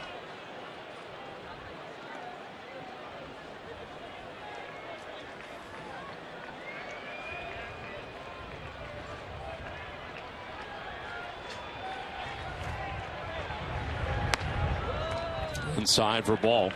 2-1.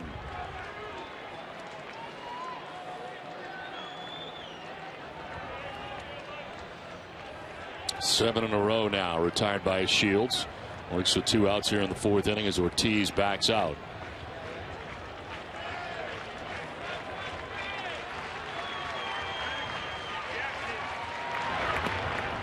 Down and in, 3-1.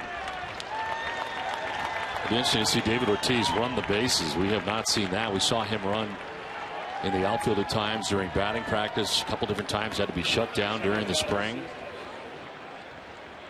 But apparently running pain-free in his return to Boston. That's one thing John Farrell said this morning. They're going to monitor his progress. It's not like, he may need a day off here and there. Swing and a miss, full count. Especially here in the beginning as he begins his comeback with the Red Sox.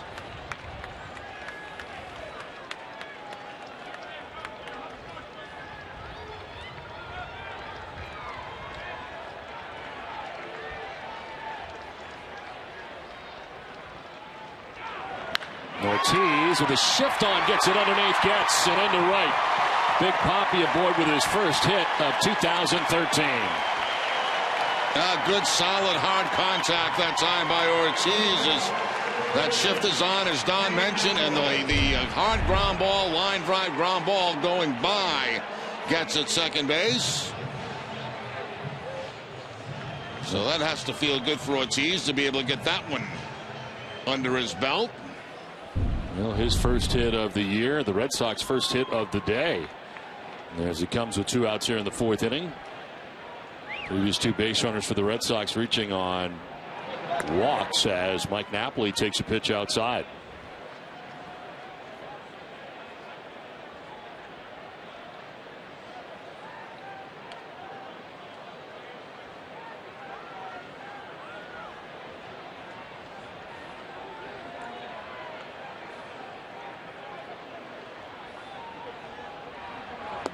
Swing and a miss, and it is 1-1. Well, it has been strange, I don't know, about the last 10 days or so, not having David Ortiz around the team. Of course, rehabbing with the Pawtucket Red Sox. He was with us on opening day in New York, introduced at Yankee Stadium, and then went back down to Florida again. But you get so used to, at least since 2003 anyway, seeing David Ortiz and that smile every day. Over the outside corner for strike 2. And you've got to really credit the way the Red Sox played without Ortiz in the lineup. I mean, gutsy performance by the Red Sox, grinding out tough at bats offensively.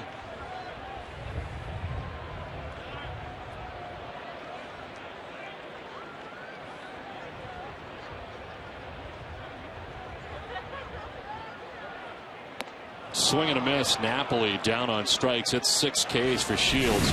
We're through 4 without a score from Fenway Park.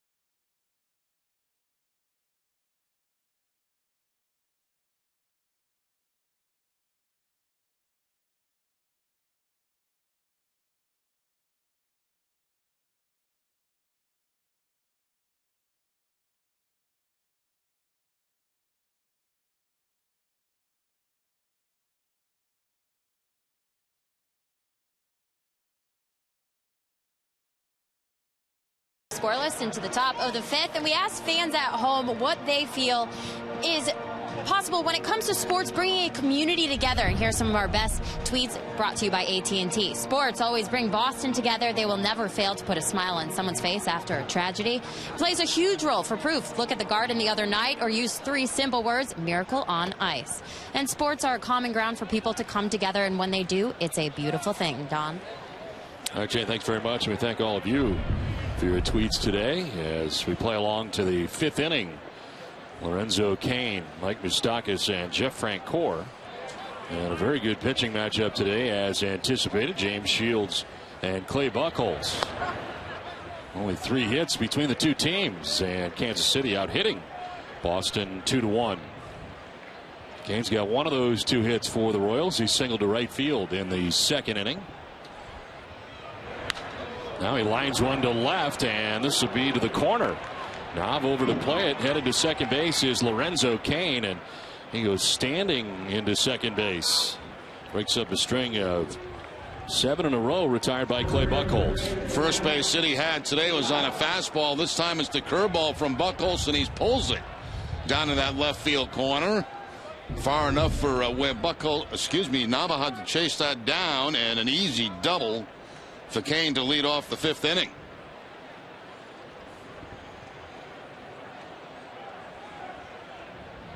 Lead runner on here in the 5th inning for the Royals. First time today that they have had the lead man on. As Mike Moustakas bats, he flied out to center field in the 2nd inning.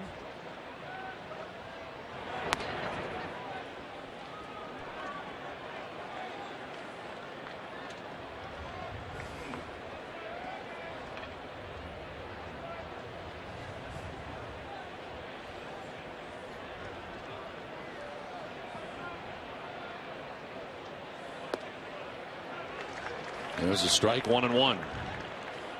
4 strikeouts today for Clay Buchholz through the first 4+ innings. He's not walked anybody. Came in with a minuscule 0.41 earned run average.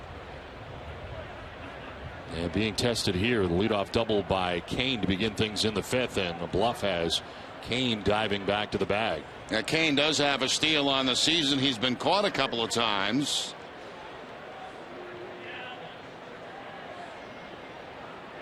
And Stephen Drew trying to keep him as close to that bag as he possibly can.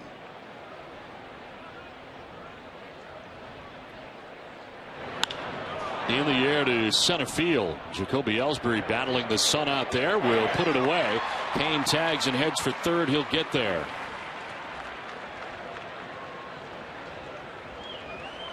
Well, great baseball continues at Fenway Park for the next week. as the Red Sox take on not only the Royals but also the Oakland A's and Houston Astros. Get your tickets now for these great matchups by calling 877-RED SOX 9, online at redsox.com/tickets, or visit the Fenway Park ticket office. And remember, during the month of April, kids 12 and under eat free, and KM Fenway Franks are 2 for $1 all month long.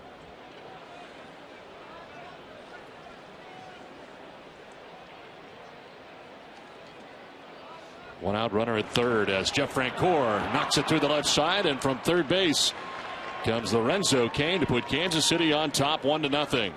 Jeff Francoeur not wasting any time, jumping on that first pitch from Clay Buchholz and picks up his 5th RBI. Infield pulled in by the Red Sox. Francoeur struck out last time on a fastball. First pitch fastball this time from Buchholz, and he'll find that hole between third and short for the base hit and the RBI.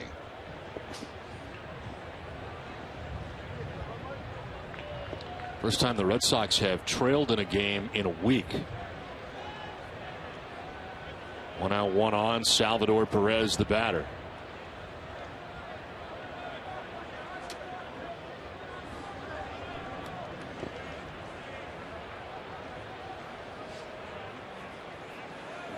Perez grounded out to third base in the 3rd inning.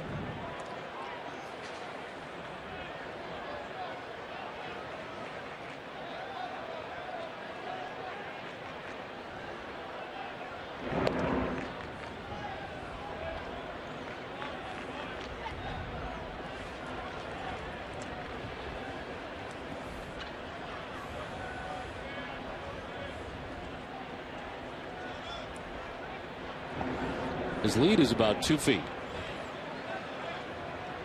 Buchholz back over there again on 2 occasions. Francoeur's trying to figure it out.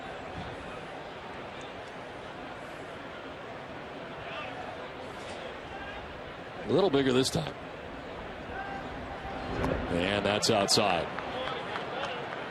Now the first pickoff attempt was called by Ross. The second one Buchholz doing on his own.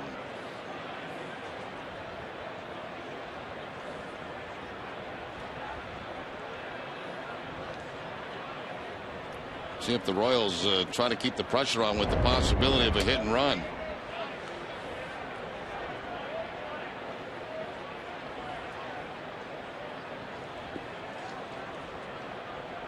No, career high 22 stolen bases in 2011.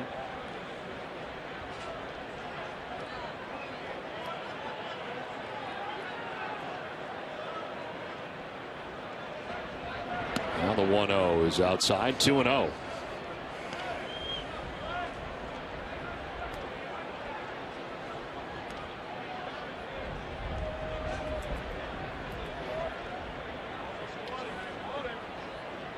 Royals have jumped on top here with a run in the 5th inning. Lorenzo Cain started the inning with a double. Moustakas flied out. Cain moved to third before Jeff Francoeur would drive in the go-ahead run. A foul off to the right.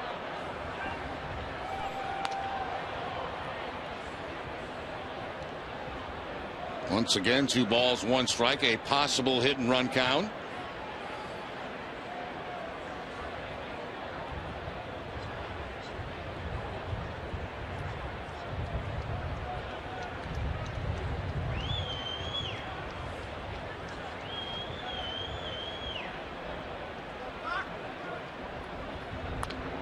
One foul back, 2-2. Another baseball going on today in the American League right now anyway. New York is at Toronto, and the Yankees out to a 3-0 advantage over the Blue Jays. Toronto has started the season 7-10.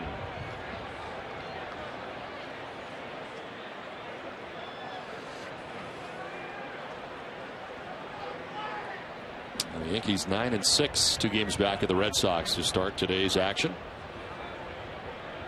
2-2. He is outside for ball 3. Not chasing was Salvador Perez.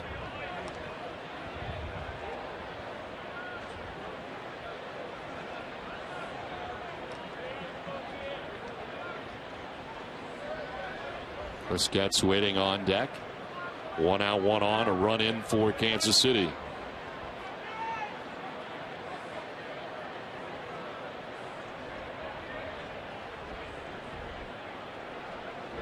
Runner goes. Perez will take the strike, and the throw is not going to be in time. Throw to the shortstop side that pulled Pedroia off the bag. Francoeur does steal second base, but out number 2 picked up on the strikeout of Perez. It's the breaking ball, the curveball this time from Buchholz to pick up the strikeout, and the throw from David Ross. Not in time at second base to get Francoeur, so they have him going on the 3-2 count. The ball bouncing into second.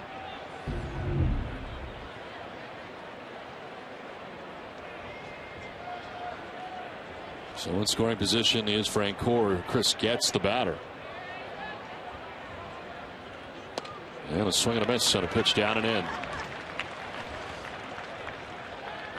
Gets grounded out to second base in the 3rd inning. 0 for 1 today.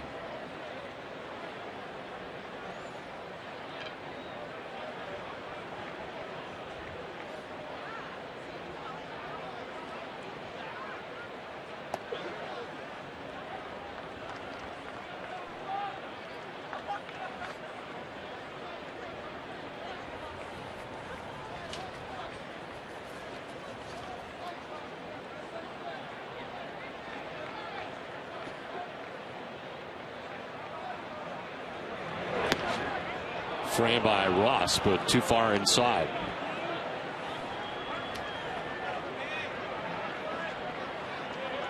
Clay Buchholz leading the American League coming into today's action with that 0.41 earned run average. Second in all the majors in that category. Behind Paul Maholm. Swing and a miss. And it's 2-2. Tied for the league lead in wins with 3 on the year. And the change that time getting Getz to swing and miss.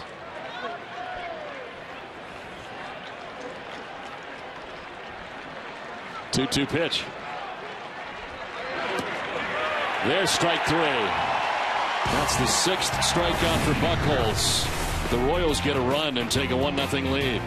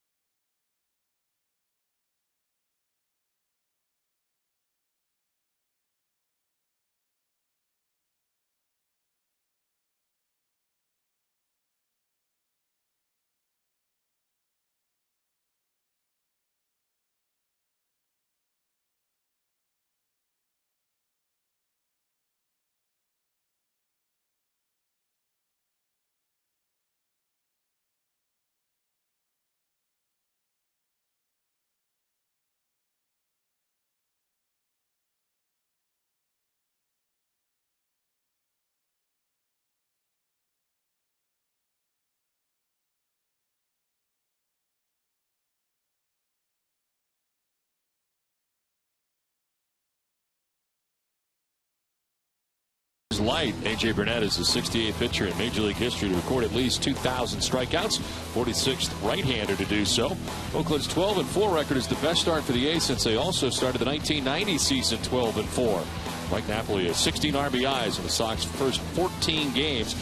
The last 2 first-year Sox to do that were Manny Ramirez and Ted Williams. It's been quite a start for Mike Napoli and quite a start for the Red Sox altogether. Boston 11-4 coming into today's action. 1-0 Kansas City on top. They get a run in the top half of this, the 5th inning, and it's on to the bottom of the 5th. Daniel Nava, Will Middlebrooks, and Stephen Drew.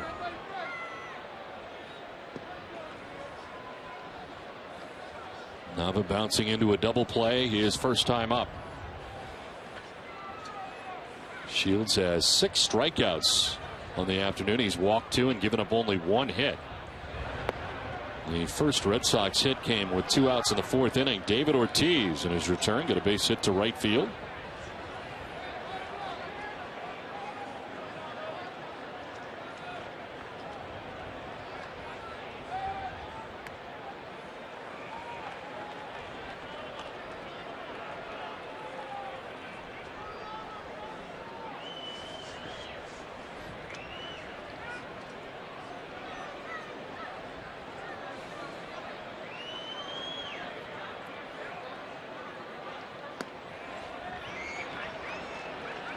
Shields falling behind 3-1.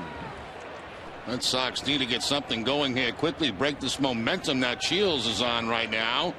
Pitching very well in this ball game this afternoon.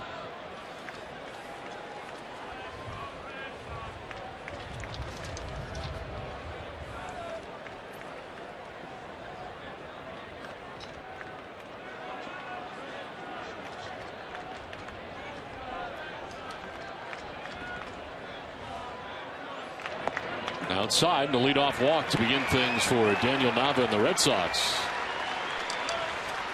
Well, we talked about Shields pitching well in this game. A leadoff walk here in the 5th inning, but we'll take a look at 3 of his strikeouts. Cut fastball in Cleveland. Kind of a gray area. Swing and a miss. Ellsbury, and then gets Victorino and Mike Napoli on a cut fastball. Your Eastern Mass Lexus dealers bring you the pitching line for James Shields. 4+ innings, 1 hit. No runs, 3 walks, and 6 strikeouts. About to throw his 75th pitch of his outing. And it's to Will Middlebrooks. Swinging a foul ball for Middlebrooks. We're talking about some of his at-bats, and Jerry does appear to sort of be in between now at the moment. Well, in between on that last pitch there was a cut fastball. It looked like away from Middlebrooks, and kind of a half-hearted swing to foul it off.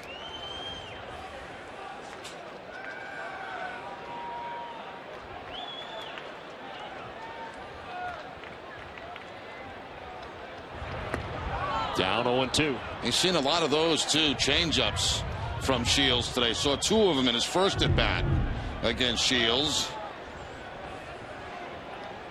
As a matter of fact, he struck him out on a change-up.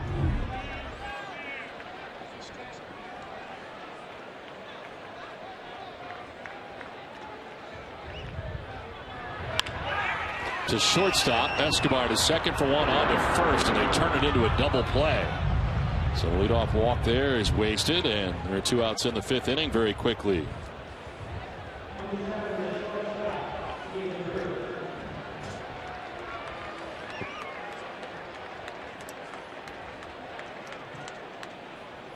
So 2 down here in the 5th, and Stephen Drew coming up.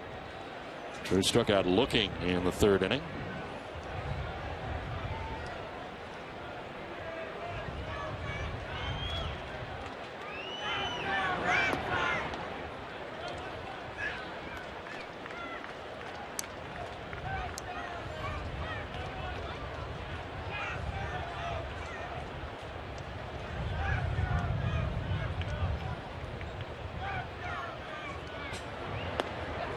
Breaking ball drops in there for a strike, and Shields in a very good groove today.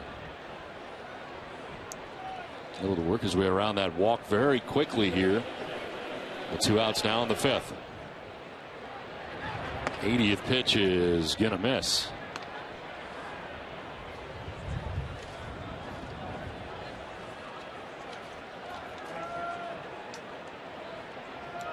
Penguins out to a 3-1 lead over the Red Sox. Over the Bruins at the Garden. We're all sort of one team. Bruins, Red Sox, Boston, it's all one. You really put that together nicely. Mistake, huh? You put that together very nicely, Don.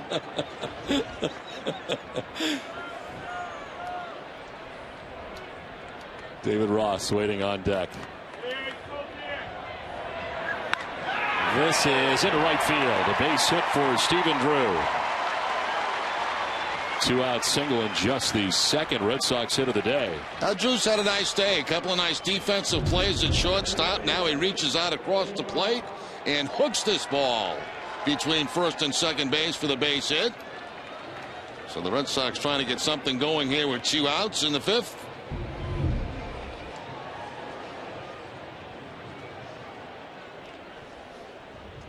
There's David Ross, who struck out looking in the 3rd inning. One of the 6 strikeouts today for James Shields.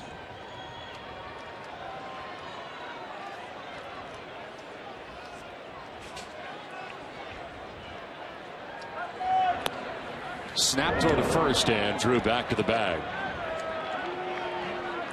Salvador Perez not afraid to throw it around. Not a real big secondary lead by Drew, and no problem getting back to the bag as the throw was well off target by Perez. 5 pickoffs last year for Perez, leading the league in that category. And he didn't play till June 22nd to begin last year, starting the year on the DL. To the backhand that time, 2-0.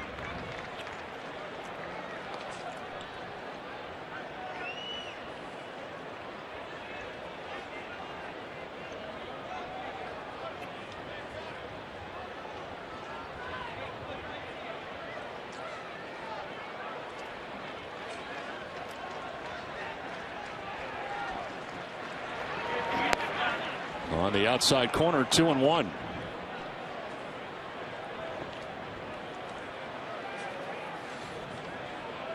Shields has always enjoyed the first month of the year.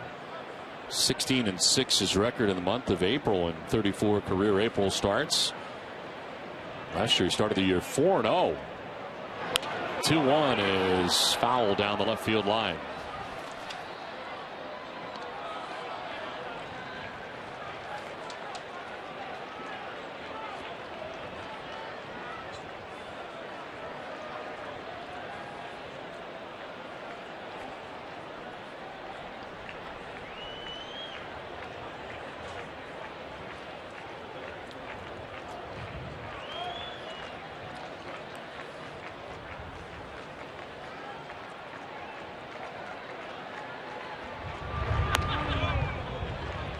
Let's try to bring that down, but it's up high. Full count, 3-2.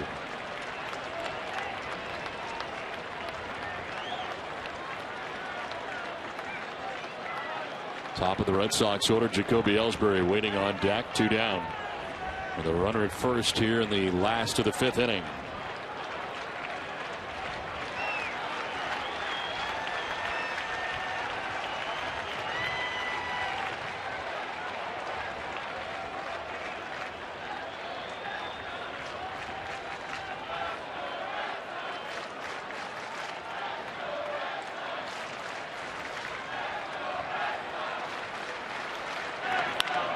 Grounded foul.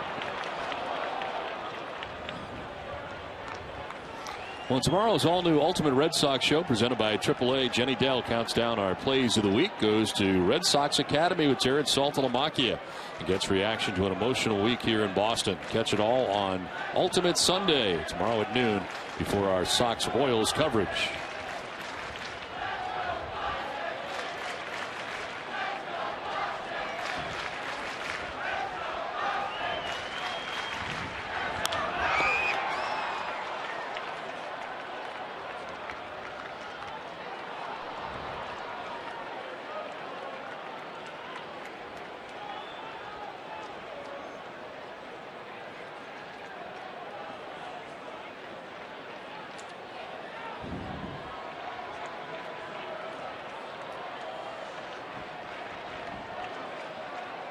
Two down with Drew at first base.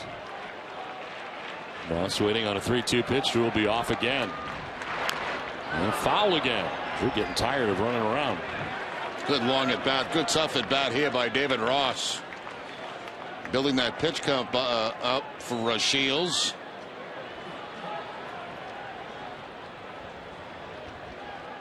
Up to 90 pitches total on the day now. Dave Island, the pitching coach of the Kansas City Royals. 9th pitch of the at-bat coming up here for David Ross. 2 outs. Stephen Drew at first base.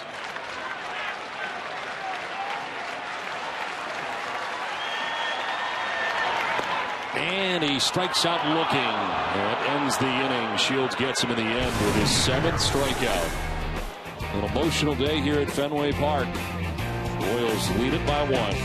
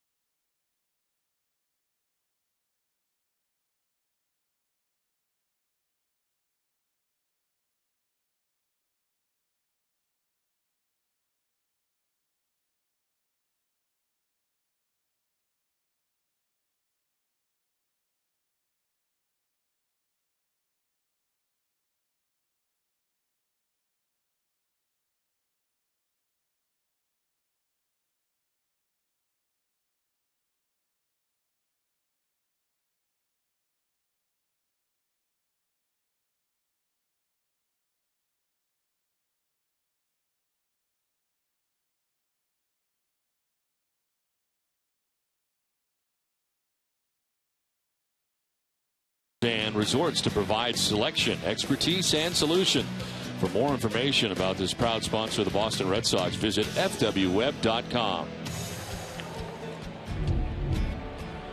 1-0 Kansas City on top of Boston as we head to the top half of the 6th inning. Well, a proud day here in Boston today, and an emotional one from Fenway Park as we play into the 6th inning. Ellsbury in center field straight up on the batter, Alex Gordon.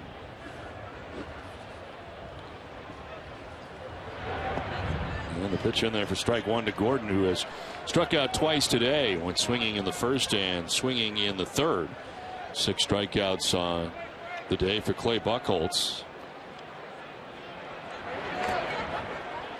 His next pitch will be the 70th of his outing. I tell you are really amazing. You know, you had Ellsbury leading off, but you quickly shifted it from Ellsbury in center field playing straight up to Gordon hitting. I mean, could you just let it go? That's what professionals do, though. That's what professionals do. If I flub up, I can't get myself out of a hole. And the wrong side of the card turned over. It's amazing. On this side of the card, Jacoby Ellsbury's leading off. So I said Jacoby Ellsbury, and then I had nowhere to go. So I said, but he's straight away in center field. Right away to center field, and then you went right to the leadoff hitter here in Gordon. And you called me out. Just wouldn't let it go. Well, I called you out. I'm just a compliment. This is to left field. And Nava quickly to the corner trying to cut it off, but it is by him quickly. And Gordon is into second base standing with a leadoff double. And that is 5 hits now on the day for Kansas City. 2nd straight inning, they've had a leadoff double. Has been the last couple of games, the one John Lester pitched in Cleveland, and then today has been the leadoff doubles really that have hurt the Red Sox. It was a leadoff double in the 5th that eventually led to a run, and now a leadoff double here in the 6th by Gordon as he goes to the opposite field. His ticket brings you the pitching line for Clay Buchholz, giving up just the 1 run that came last inning. After the double by Kane, scored on the RBI by Jeff Francoeur. Escobar trying to bunt, fouls it back.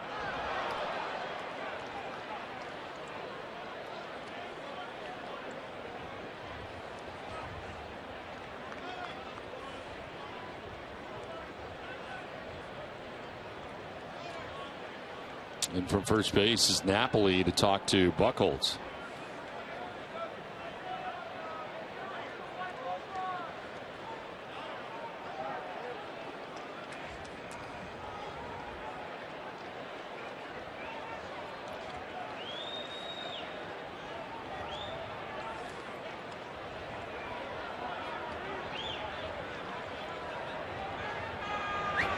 Gets the bunt down. Buchholz over to play it. He will go to first. And a bad throw, but picked out nicely by Pedroia. Well, Dustin with a nice job there. That could have been headed down the right field line in a hurry. Well, the very quick hands here by Dustin Pedroia to be able to make this play. Ball down in the dirt. He backhands it before it gets by him. And you're right, Don. That ball gets by him. It's another run for the Royals. Pedroia's made a couple of real excellent defensive plays in this game this afternoon. Now the Red Sox pull the infield in. Billy Butler trying to get something in the air here. He is 0 for 2 today, grounding out in the 1st into a double play and grounding out to short in the 4th inning. Lines this to short, and Drew thought about turning it into a double play. Hot shot there with the infield in, and Drew reels it in. Well, fortunately, that line drive right at Stephen Drew, and he turns toward third base, but the ball hit so hard that neither the base runner nor Middlebrooks can get back to the bag all that quickly. Didn't give that base runner a chance to get off the bag enough to get a double play. It was hit so hard. So Gordon still at third base, 2 down. The infield can move back now, and Eric Hosmer the batter.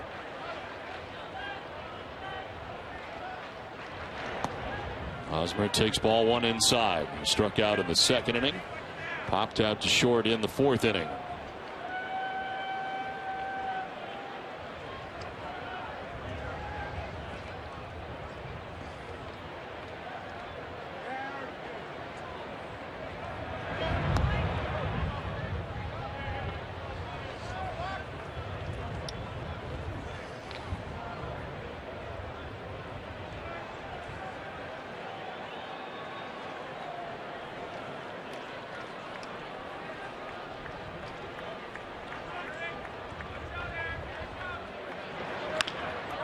Up the middle, ranging is Pedroia, off balance, it'll stumble, but a throw that gets there, and a good stretch by Napoli. The Royals lead Gordon at third, still lead it 1-0.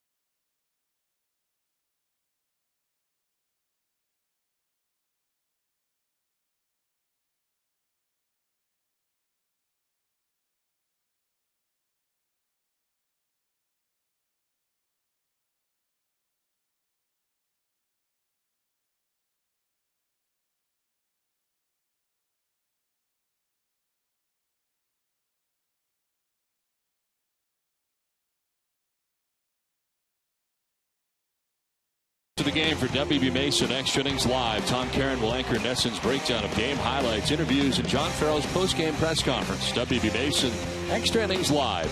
Can't go wrong when you buy right. WB Mason. Now we head along to the bottom of the 6th inning. Red Sox trying to grab their first run, trail 1-0. Ellsbury, Victorino, and Pedroia scheduled to bat in the inning. James Shields with his 92nd pitch of the day, and that's a strike over the outside corner.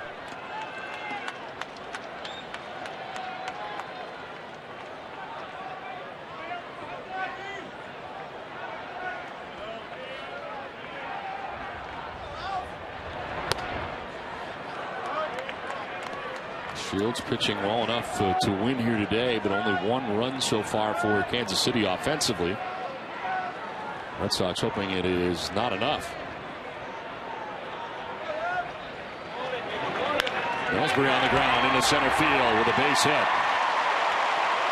Good start to the last half of the 6th inning. Has speed at first base now, and Jacoby Ellsbury gets a fastball right at the bottom of the strike zone and shoots it up the middle for the base hit. A 9-game hitting streak now for Ellsbury.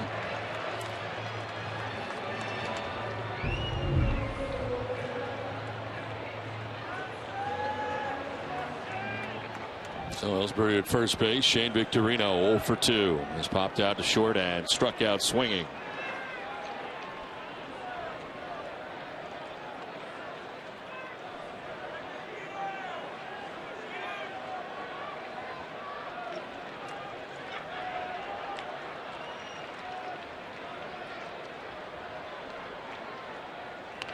Bunt drop down the third baseline. Out is Perez. His throw is in plenty of time.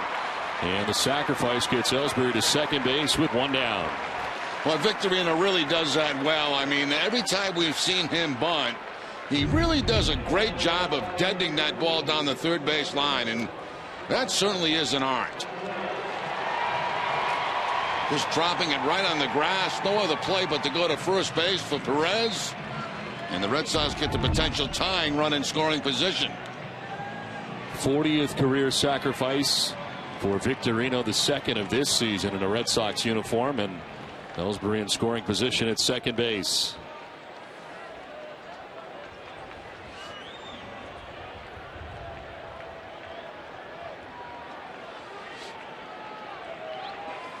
Dustin Pedroia walked in the first, grounded out to second base in the fourth inning.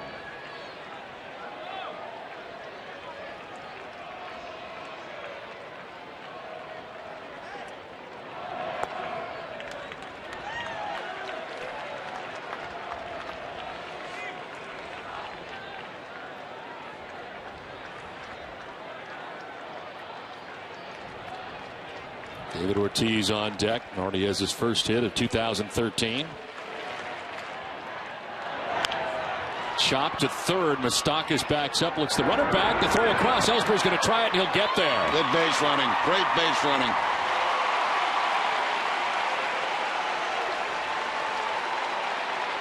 Ellsbury knew that that was going to be a very long throw for Moustakas to make from third base. So once that throw is released, he takes off, and there's no contest, no play at third base. And even with 2 outs in the inning, a very important play because there's so many much more ways to score from third base than second base. Wild pitch, anything.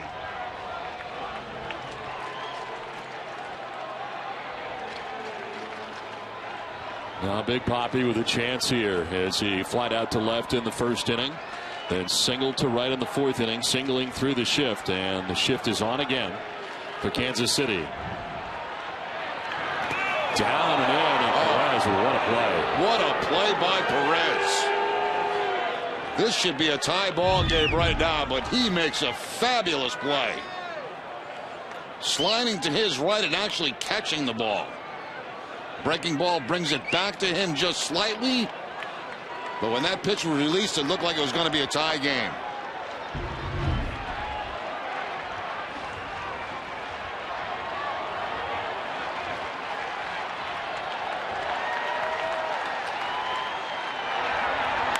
Ortiz fouling it off to the left.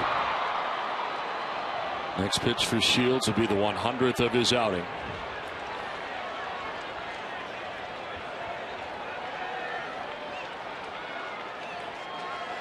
Red Sox trying to tie this game here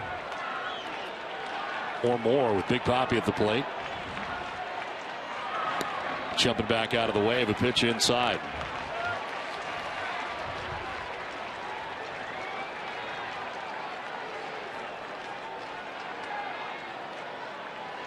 Last time out of the complete game loss for Shields, the most he has thrown this season, 115 pitches. All 3 of his previous starts up over 100 as well. And here he is again. In the dirt, and a huge lead down that third baseline because Moustakas is playing over by shortstop, so Ellsbury able to get well down that line. Yeah, it's really not going to take much of a ball to get away from Perez for him to score, but of course again another nice block in the dirt by Perez. You can see that nobody's at third base. That's why Ellsbury can get that huge lead down the third base line.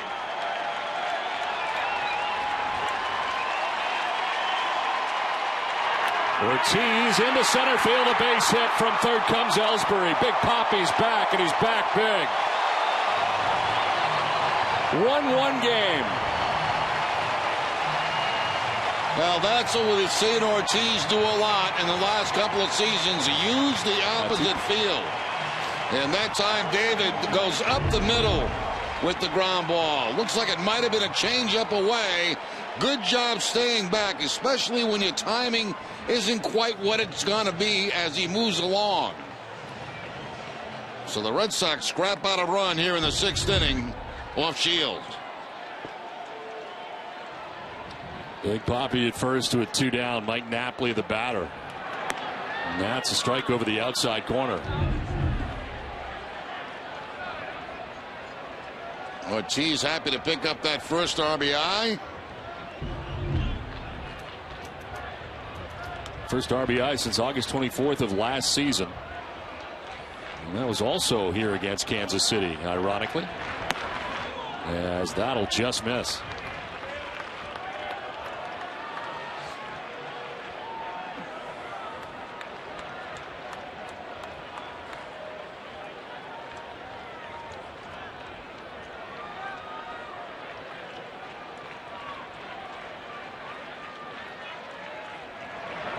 Swing and a miss. And challenge there, 1-2. Shields rearing back with the fastball, goes inside part of the plate and up against Napoli. Amica Insurance is the proud sponsor of the Amica Pitch Zone.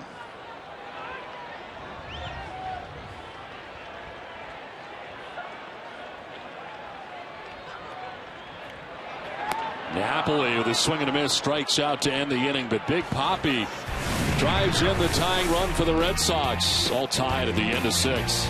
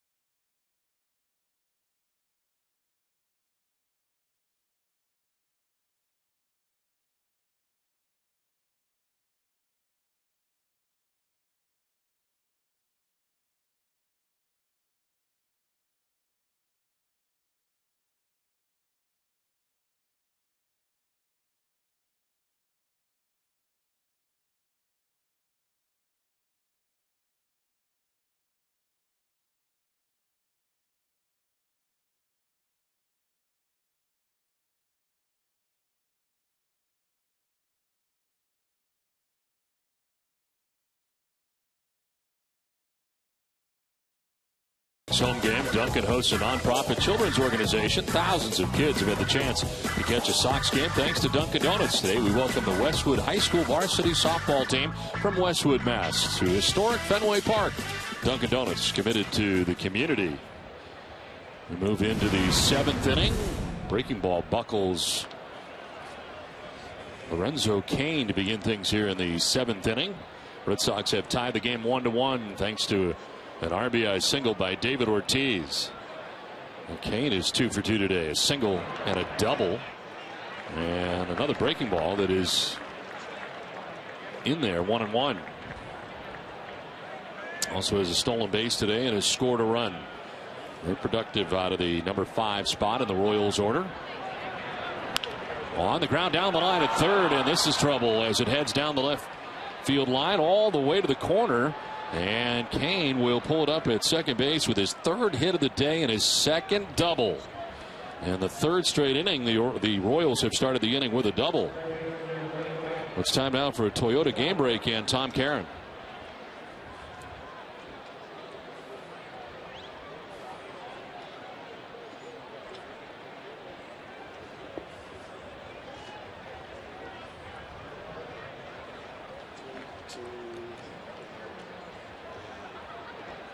Okay, Tom, thanks very much. Back here at Fenway Park, shadows starting to make their way to the home plate area. Runner at second base for Kansas City, and Mike Moustakas the batter.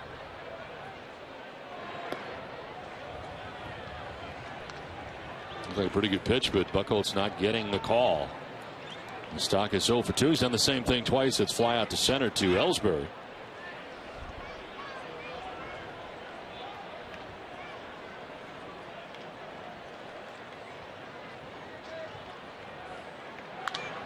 Turns on this and sends it a long way foul.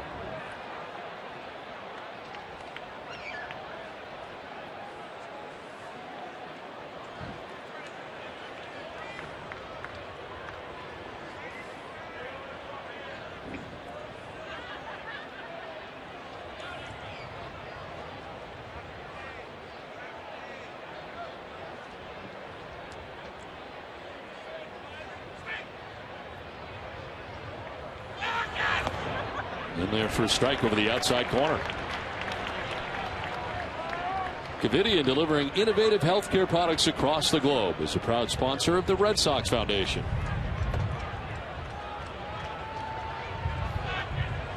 Leadoff double by Lorenzo Cain. Now 1-2 to Moustakas, and he'll hit it in the air to left. Nava back onto the dirt of the track to make the catch. No advance for Lorenzo Cain. One out here in the 7th inning. That's a very good pitch by Buchholz, too, keeping the ball away from Moustakas. They know he wants to try to pull with a man at second base and nobody out, so they keep the ball away from him, and the result, the line drive out to left field. Runner has to stay at second base.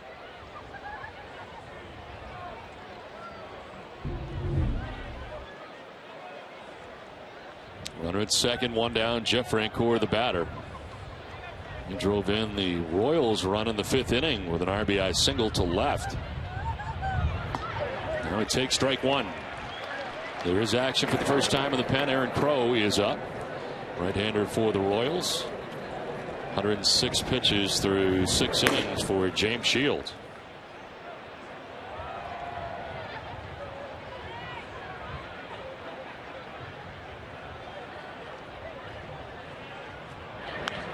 This one is cued back towards the mound. Buchholz will flip to first as Cain takes third.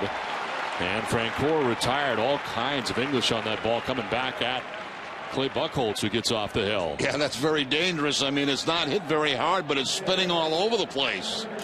And Buchholz wisely goes down with hand and glove to make the play.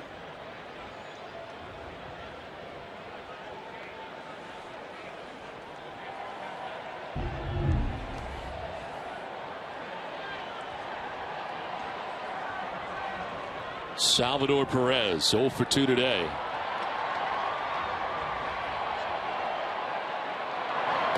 Takes ball one. Go ahead run for the Royals at third base with 2 down here in the top of the 7th.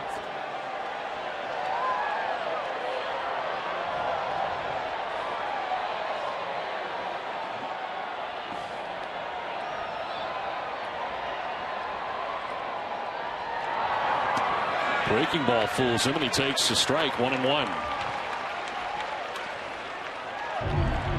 Curveball, I think they want it away, but it stays inside, still freezing. Perez.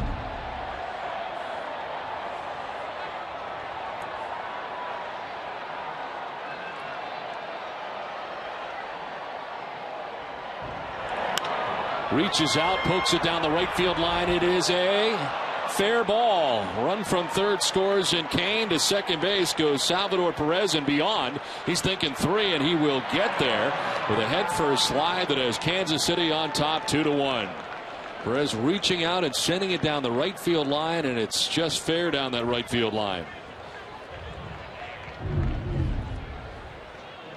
Buchholz going away with the fastball. Look at Perez reach out over the plate and just barely keep this ball in fair territory down that right field line. The way it was hooking, I thought it was going to go foul, but it does land fair, and then Victorino has to chase it down as it gets by him. Now Chris Getz trying to grab some insurance. Running up, showing bunting, taking ball one. Perez with an RBI triple that has Kansas City on top 2-1.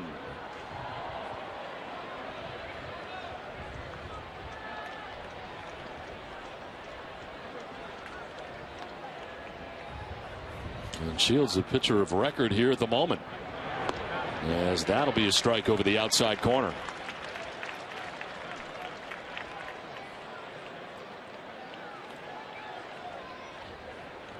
Getz has grounded out to second. He is struck out looking, 0 for 2 from the number 9 spot in the order. Again with a bunt bid towards second base and hard. Pedroia will just shuffle it off to first for the out that ends the inning and leaves Perez at third. But Kansas City taking the lead 2-1, 7th inning stretch.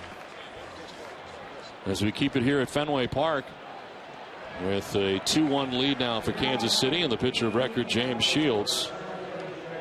We will keep it here for God Bless America from Fenway. as he plays Take Me Out to the Ball Game. But before then, we welcome a native of Lynn, Massachusetts, to lead us in the singing of God Bless America. She's been a Massachusetts State Trooper for 8 years and comes from a family of police and firefighters. Please welcome Catherine Downey.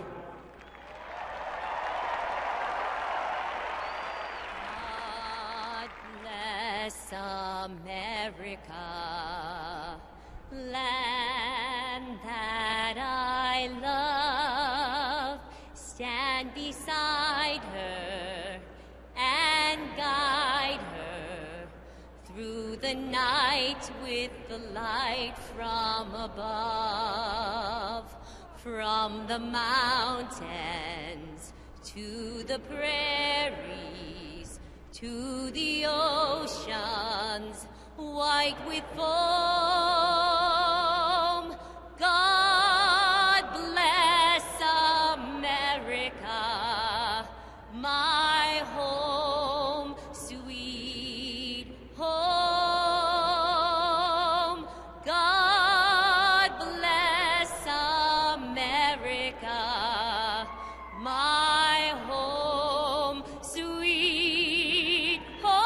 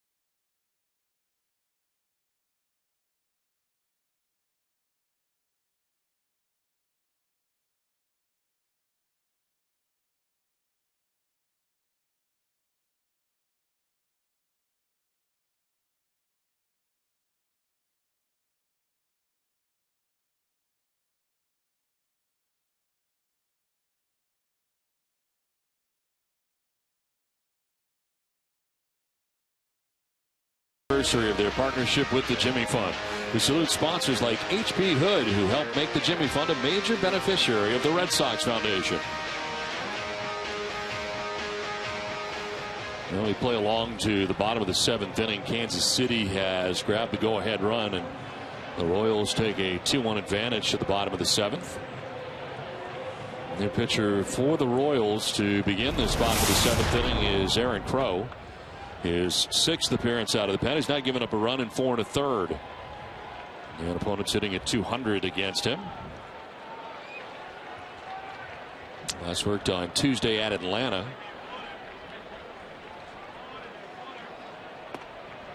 We'll look at strike 1 to Daniel Nava. Now, great job today by James Shields in this game. It's one of the better games that he really has pitched against the Red Sox here at Fenway Park. A place that has not been kind to him. This one almost hits Nava, has to dance out of the way.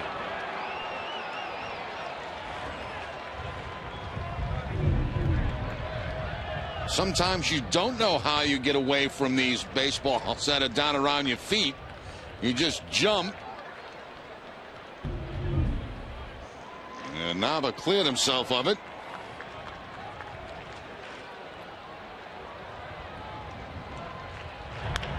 This one grounded foul outside of first. Tim Collins up in the pen for Kansas City, the left-hander.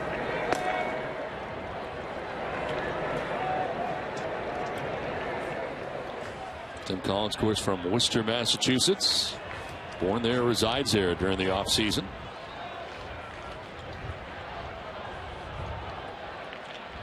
One-two pitch, and they hit Nava. One was close. This one gets him. And the last thing Kansas City wants to do is hit Nava here to put the tying run on to begin the inning. Yeah, he tried a slider that time on Daniel Nava down and in, and this time he does get him. Nava was avoided the first one, but had nowhere to go on that one. Right off the right foot, it looks like.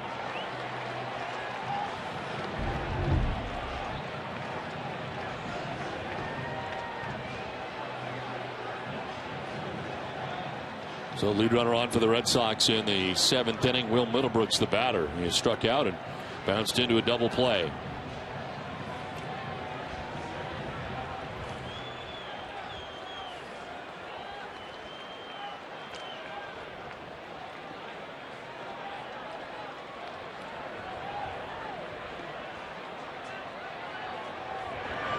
Middlebrooks into right field, a base hit. Nava will touch second and stay there. The first two Red Sox have reached in the bottom of the 7th inning. Oh, that's what you'd like to see from Middlebrooks right there. Good job staying back on that. And then instead of that, kind of lazy fly ball out to right field, that was a good hard line drive by the second baseman. So Nava breaks out, Middlebrooks breaks out of a 0 for 15 slump. First and second with nobody out here in the 7th inning. And we'll see how the Red Sox play this with Drew coming to the plate. See if they go to the sacrifice, try to move 2 men in a scoring position here late in the ball game. Certainly that's what the Royals are expecting.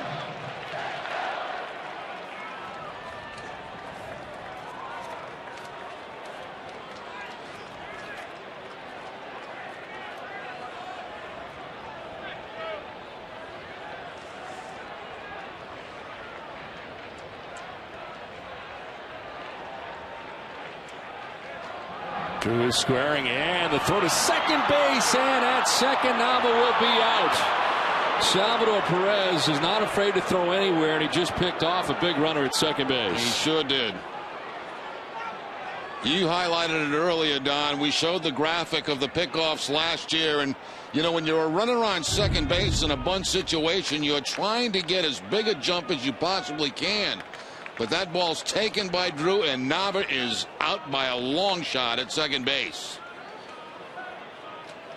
That's now 9 career pickoffs in 128 major league games. This one is fouled off to the left.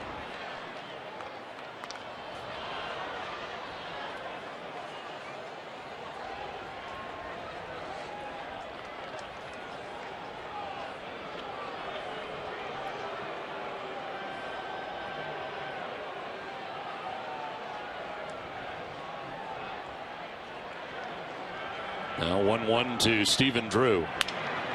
It's to third and off the glove of Moustakas into left. Middlebrooks will take second base. Moustakas appeared to have that lined up. It glances off the glove and a break for the Red Sox. Yeah, I would be surprised this goes on an error as for the third baseman Moustakas. It was toward the end of the bat of Drew. You see where Moustakas is playing. He has to go to his right, but certainly a ball that he could have handled.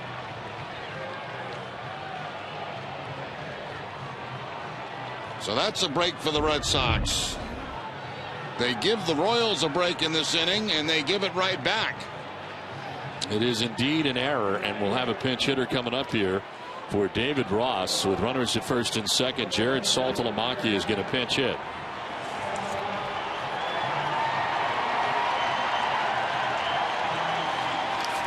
And that brings out Ned Yost. He has had the left-hander Collins warming in the pen. And he's going to get the Worcester, Mass native from the pen as Aaron Crow departs this game. The Red Sox have runners at first and second, 1 out. The Royals have a 2-1 lead.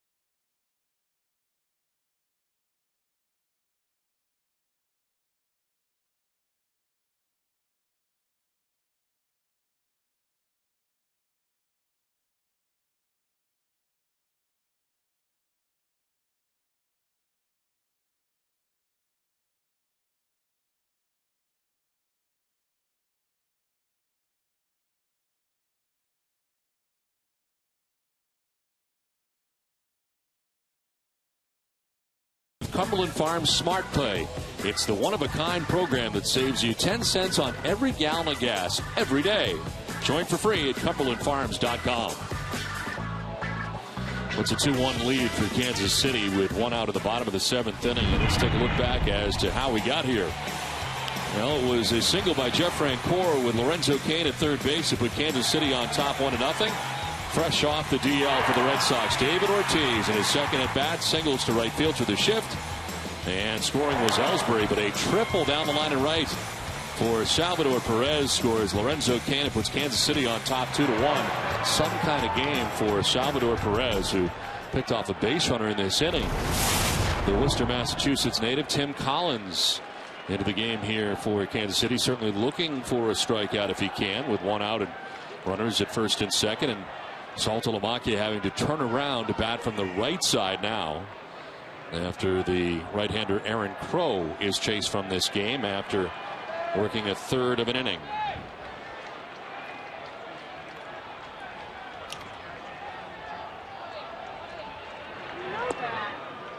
In there for a strike to Saltalamacchia.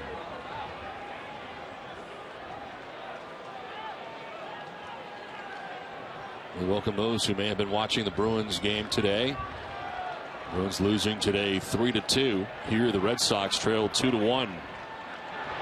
Saltalamacchia will pop it up. Moustakas down from third base. Makes the catch for the second out of the inning. Trying to atone for his error earlier in the inning. So Collins gets a big out there. And that'll take us to Jacoby Ellsbury. Ellsbury struck out in the first, grounded out in the third, singled and scored in the 6th inning. Will Middlebrooks at second base, Stephen Drew at first base with 2 down.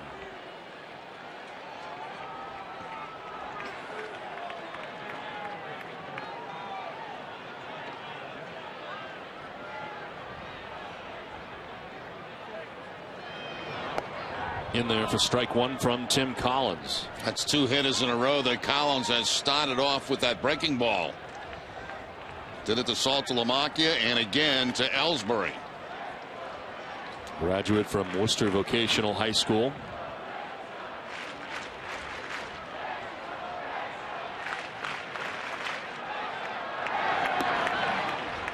That just missed. 1-1.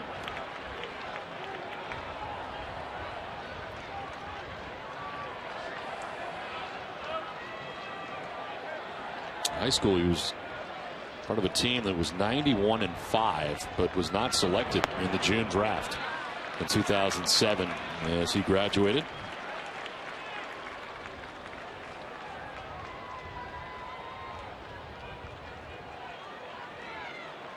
Originally signed by J.P. Ricciardi, who was the GM at the time of the Toronto Blue Jays and also is from Worcester.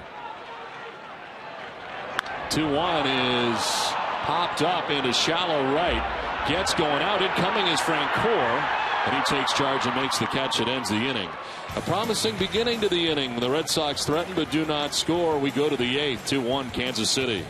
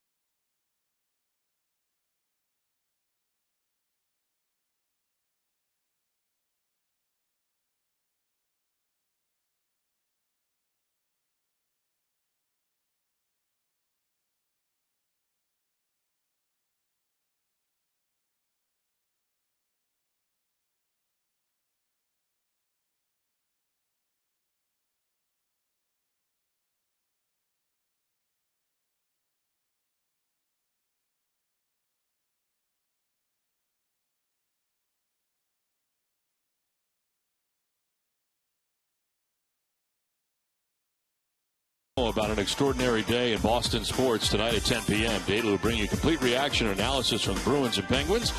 Celtics Knicks Game 1 playoff highlights, plus the sights and sounds of an emotional day in Boston. It's all tonight at 10 p.m. and it's on NESN Daily. First pitch strike to the leadoff hitter Alex Gordon from Clay Buchholz, who has now thrown 93 pitches in his outing. Top of the Royals order here in the 8th. Alcides Escobar, then Billy Butler. Gordon with a little number right in front of the plate. Saltalamacchia clears the runner and fires to first for the out. So Gordon, kind of a check swing. Little number in front of the plate is retired. Well, another one of those grinding games today for the Red Sox. They've had a bunch of them. A little tap in front of the mound trying to hold up his swing, or in front of home plate, I should say. Saltalamacchia is scooping it and making the out at first base.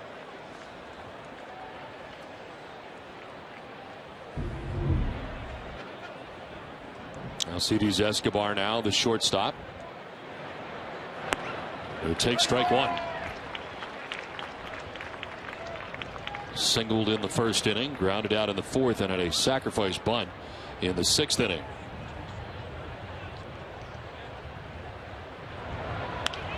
This is into right field. A base hit for Escobar. Victorino over to plate, but a 1-out single for Escobar. And we've had a lot of tweets from fans today, right, Jenny? That's right, Don. A lot of tweets from fans, and you can feel the energy down here at Fenway Park in such an emotional day. We asked fans if they feel that at sporting events, if it can bring the community together. And here's some of our best tweets that AT&T has brought us. They played Sweet Caroline in Yankee Stadium. That should tell you everything. Life is the ultimate team sport. Therefore, sports is a great place for people of all walks to come together. And sports give us a distraction from moments in our lives that are the most difficult. And we will stay right here at Fenway Park at the end of this inning for Sweet Caroline here from Fenway.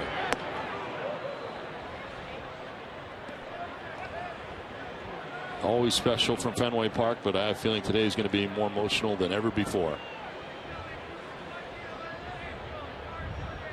Escobar at first, 1 out here in the 8th. Billy Butler has had an 0 for 3 day. It's bounced into a double play, grounded out to short, and lined out to short with the infield in last time up. Action in the Red Sox pen as Andrew Miller is up in the pen.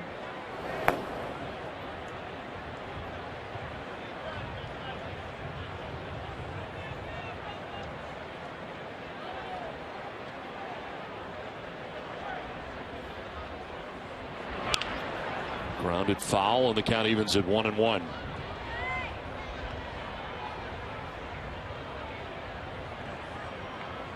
Eric Hosmer waiting on deck.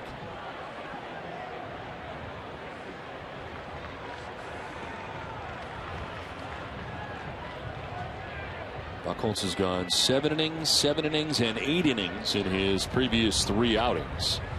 Here he is in the 8th with 1 out.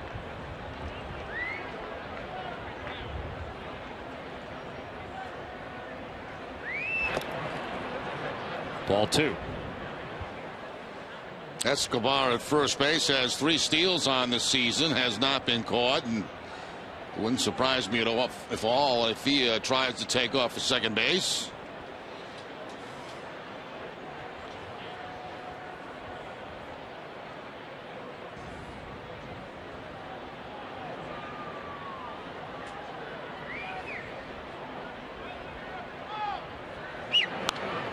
Fouled off to the right, 2-2. The game summary is brought to you by Xfinity from Comcast. Well, James Shields was outstanding today. 6 innings, 4 hits, 3 walks, and 8 Ks. Francoeur 1 for 3. Perez 1 for 3. Clay Buchholz 7 1/3 deep right now in the return. David Ortiz 2 for 3.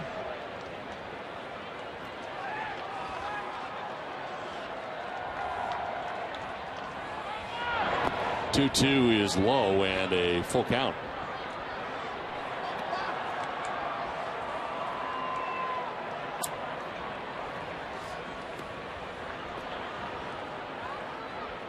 Juan Nieves on the phone.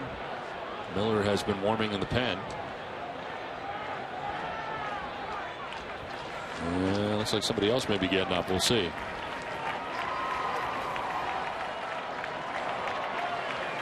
One out, one on. A 3-2 coming to Billy Butler.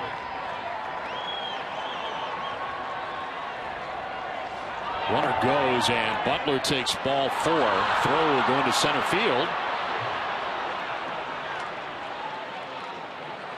And on the play, taking third base, is Escobar.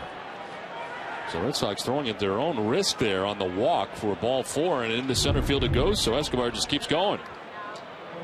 It looked like a pretty good pitch, and I'm sure Saltalamacchia thought it might have been a strike. It was not called a strike, and then that throw goes high up over the head of Pedroia.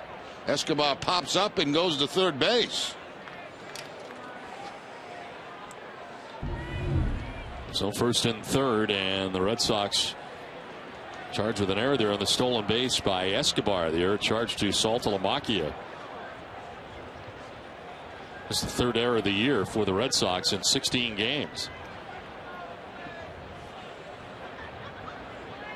So first and third, one out, and Hosmer now the batter. And a swing and a miss. A change up by Buchholz, down out of the strike zone, taking advantage of the aggressiveness of Hosmer in this at bat.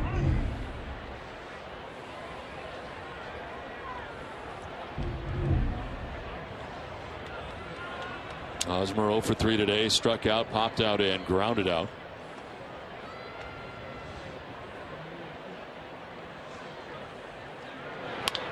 Right side to Pedroia. The second for 1, on to first for 2. Big double play turned by the Red Sox to end the top of the 8th and end the threat of the Kansas City Royals here in the 8th inning. And as Pedroia starts it, and it goes 4-6-3 to end the top of the 8th. We will keep it right here at Fenway Park for Sweet Caroline. And look who's come out to do it.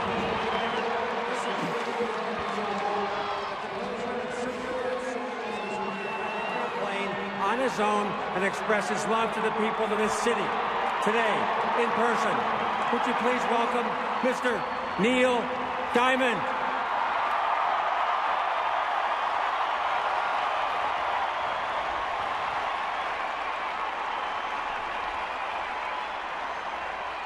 Thank you, Boston.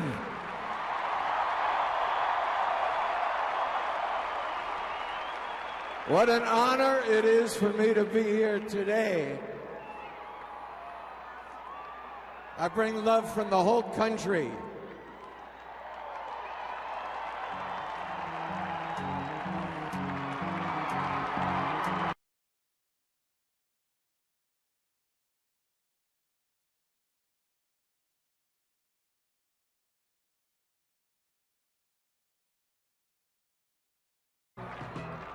I can't begin to know it, but then I know it's growing strong.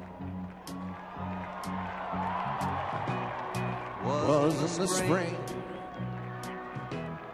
and spring became the summer. Who'd have believed you'd come along?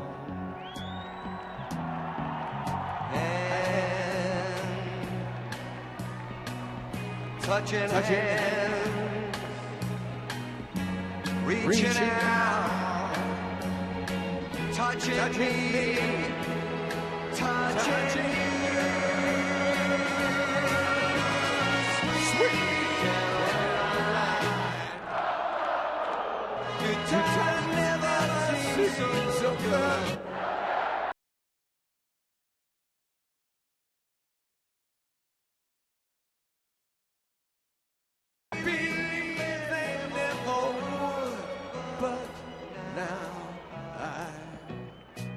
Look at the night,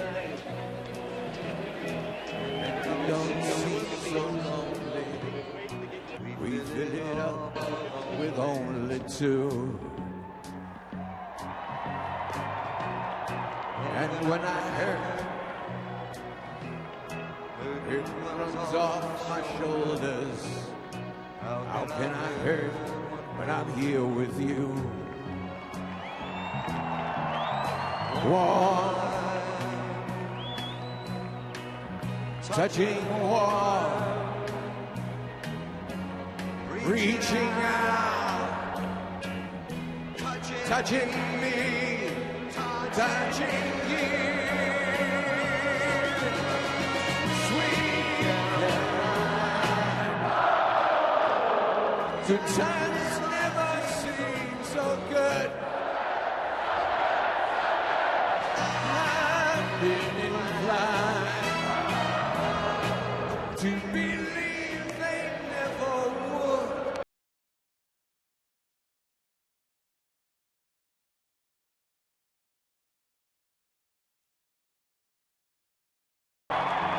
Need to hear everybody singing.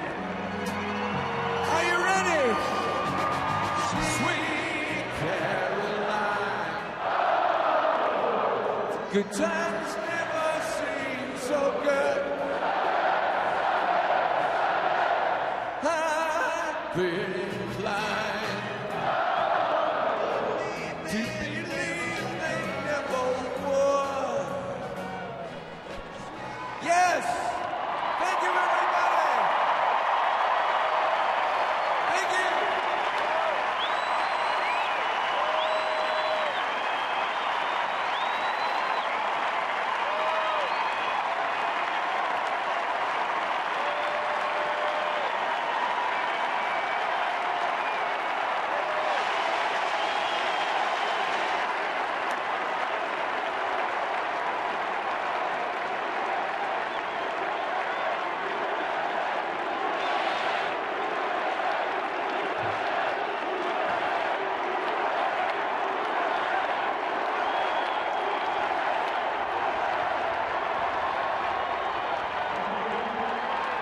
For Neil Diamond.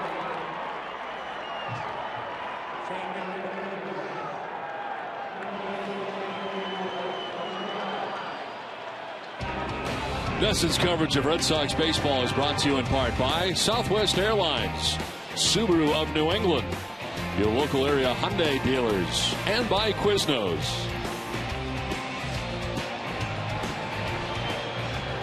Well, Neil Diamond coming here to Fenway Park and doing it live. That's about as loud as I've heard the crowd into it here at Fenway Park.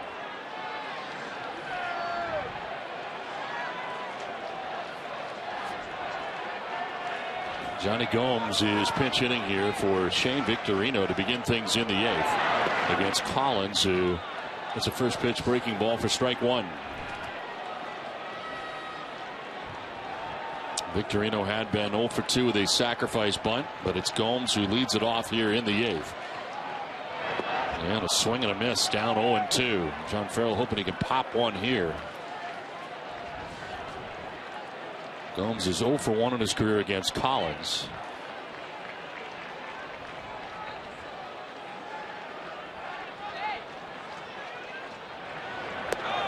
Very high at 93 miles an hour, 1-2. Collins came into the game and did a very good job. He was able to get Jared Saltalamacchia and Jacoby Ellsbury to end the 7th.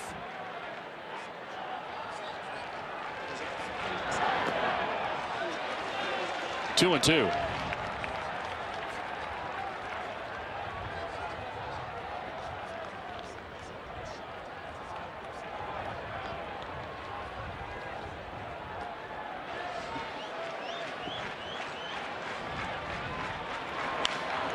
the air to left field. Alex Gordon going back at the wall, and that ball is high off the wall. Karam to Kane. He'll fire it back in at second base. Johnny Gomes, pinch hit wall ball double. Well, a little bit of a surprise to see Gomes coming out to hit for Victorino, but Gomes delivers almost a home run here at Fenway Park. Right off the top of the left field wall, down in the count very quickly, but gets that fastball and lifts it off the top of the wall.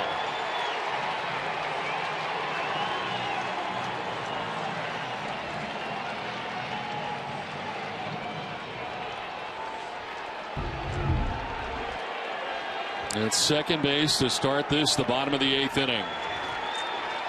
Dustin Pedroia will take ball one.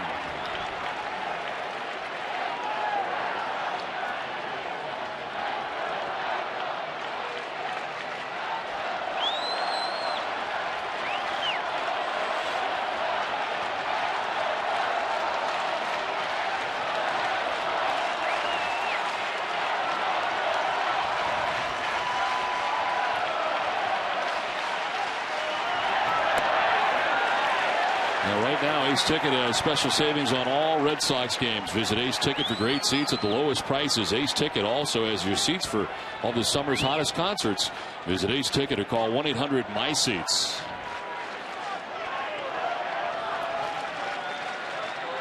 2-0 the count. Ball 3.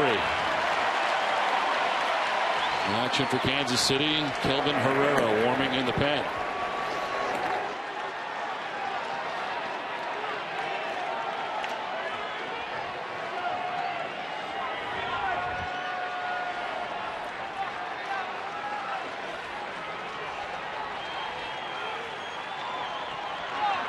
Pedroia with a green light, swings and misses.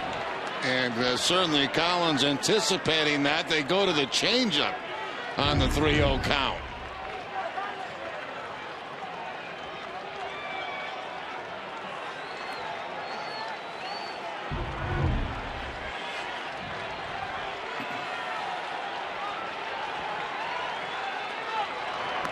Ball 4. Pedroia down to first base. A double and a walk to start this bottom of the 8th inning. Here comes Big Papi. Today's twisted but true fact of the game goes deep into the record books, excluding the Red Sox and new to the AL Houston Astros. Did you know the only AL team David Ortiz does not have a 2-run home run against? It's Kansas City Royals. In his career, Big Papi has 39 total multi-home run games. 2 on, nobody out, and Big Papi has already got 2 hits today. And his return to the Red Sox. Single to right, single to center.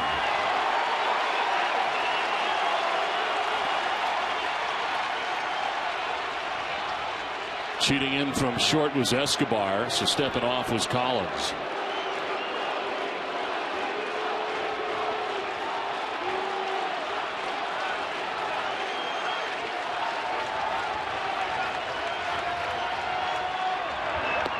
Breaking ball snapped off for a strike.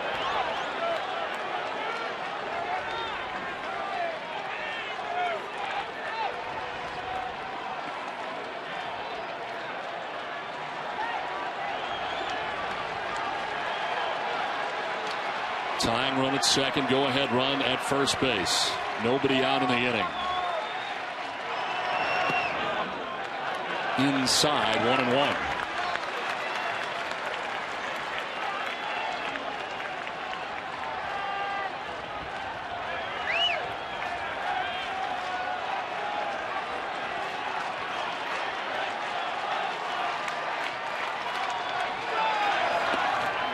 Another pickoff bid at second base, and Gomes able to get back as trying yet again was Salvador Perez. And that word obviously around the Red Sox dugout after what happened to Nava. You don't take that big of a secondary lead because he will try to pick you. Able to pick off Daniel Nava in the 7th inning off second base. Up the middle, but the shortstop is there. Escobar will touch second and fire to first for the outs. As the double play turned here, they were positioned perfectly as it worked out. Yeah, no big shift put on with the situation. First and second, nobody out. And the ground ball looks like it's headed up the middle, but right there is Escobar to turn over the double play. Looks like they're going to bring in Herrera.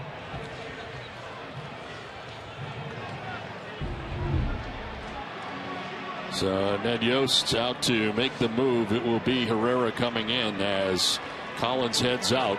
Tying run 90 feet away.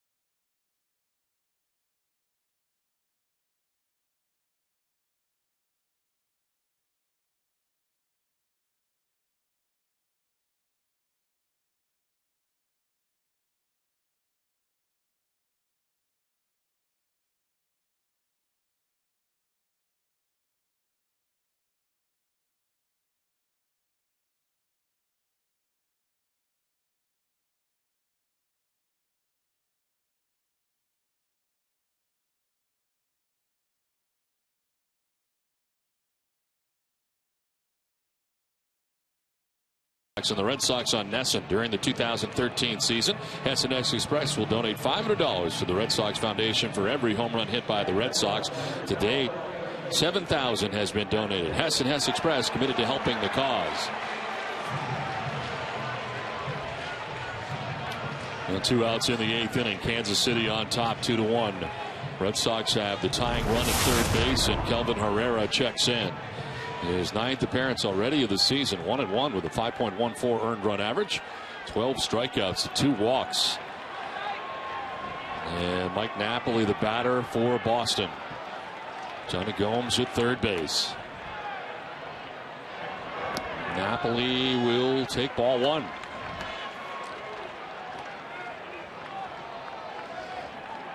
Mike today walked in the 2nd inning, struck out in the 4th, struck out in the 6th inning.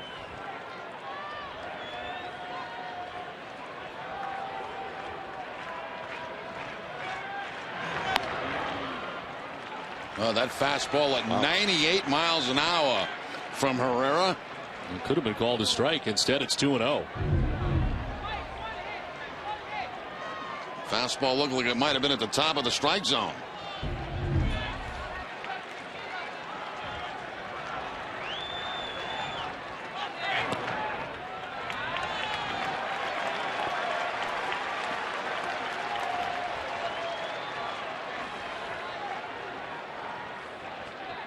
Tazawa and Bailey up in the pen for the Red Sox.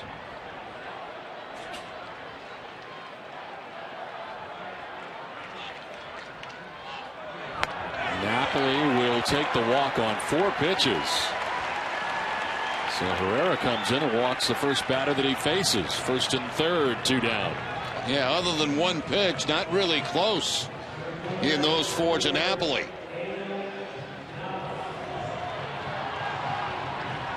Now Daniel Nava grounded into a double play in the 2nd, walked in the 5th, and was hit by a pitch on the foot in the 7th inning. His front right foot.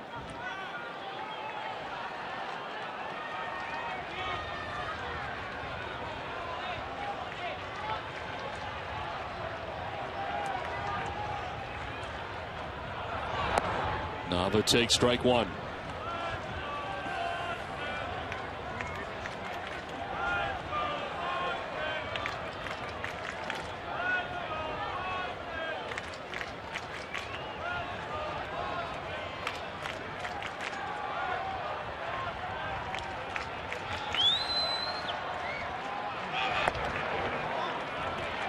A close pitch, we call the ball 1-1. Not going to get that height strike call. Wally Bell has the play today for the umpires. And he is the crew chief of this crew here today.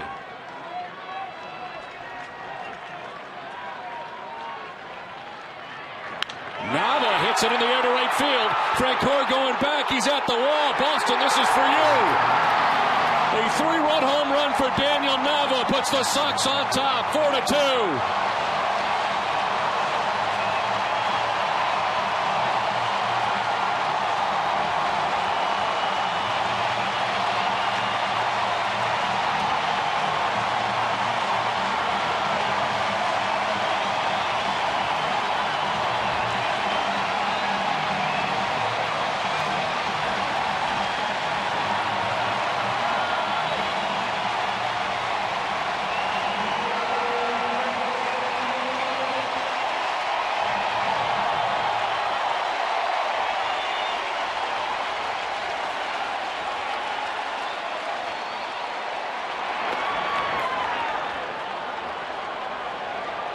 Daniel Nava picks up his 4th home run of the season. Been on base 3 times today, and the big blow here in the 8th. Now grounder off the bat of Middlebrooks. Will end the inning, but the damage has been done.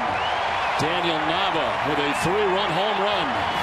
It's given the Sox a 2-run lead to the 9th we go.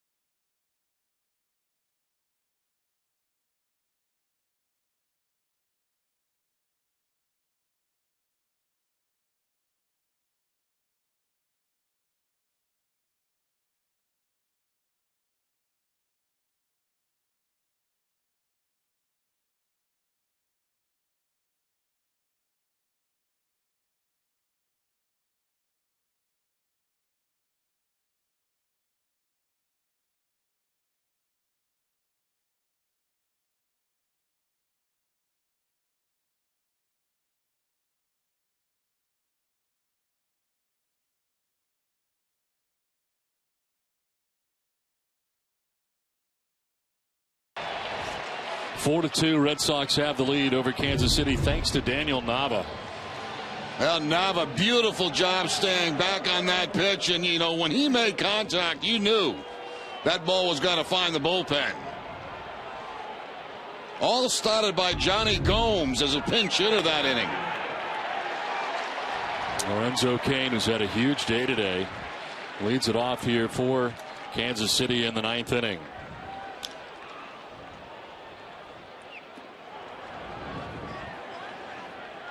One and one as this call to the bullpen is brought to you on NESN by your New England Ford dealers. And Andrew Bailey in to try to finish it off. His 9th appearance, 2 out of 3 in save opportunities. And a swing and a miss. A velocity that is very much back now for Andrew Bailey. He jumps ahead 1-2. Velocity that I'm not sure we saw at any point last year what he has been reaching so far this season. And healthy from the get-go. And misses down and away. Another great job done today by Clay Buchholz.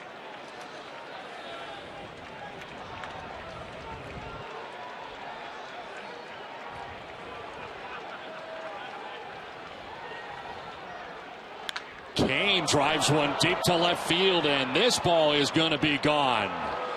A home run, and what a day for Cain. That is his 4th hit of the day, a single, 2 doubles, and now a home run. And it brings Kansas City back within a run to start this 9th inning. Well, you mentioned it, Don. What a day for Lorenzo Cain. He gets that fastball inside, and he takes it up off the Sports Authority sign above the monster seats. 4 for 4 with a stolen base on the afternoon.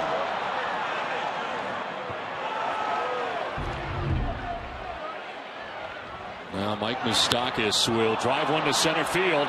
Ellsbury going back, is going to have room. Gets back onto the track to make the catch. First out of the 9th. 2 well hit balls so far off Bailey in the 9th inning.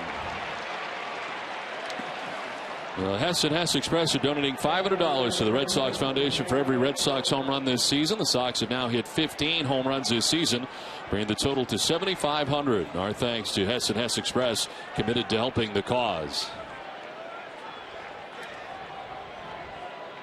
Well, a 1-run game now. We had 1 out in the 9th inning, and Jeff Francoeur, the batter, 1 for 3 with an RBI single back in the 5th inning.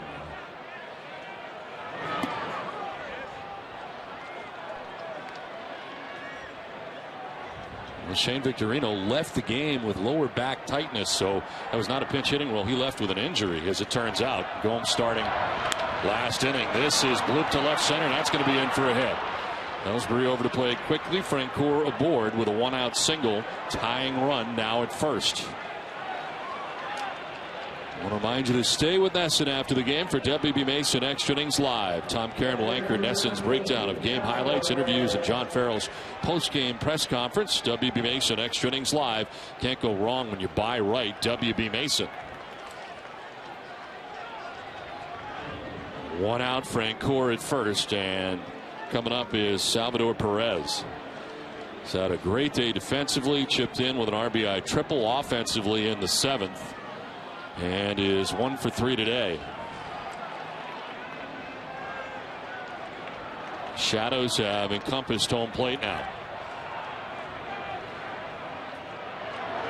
Swing and a miss. Fastball from Bailey.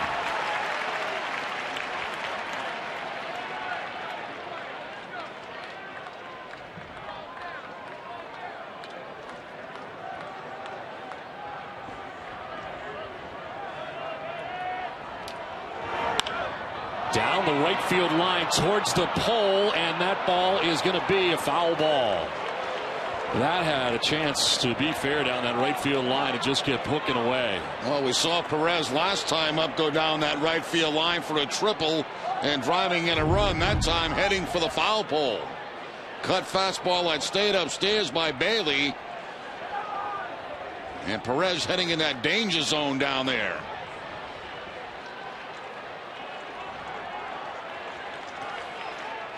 He wants it to stay fair, but no chance. The 0-2 pitch. Perez strikes out on gas high. 2 down in the ninth. First strikeout for Bailey. Andrew Bailey going with the high fastball to pick up the strikeout. Amica Insurance is the proud sponsor of the Amica Pit Zone.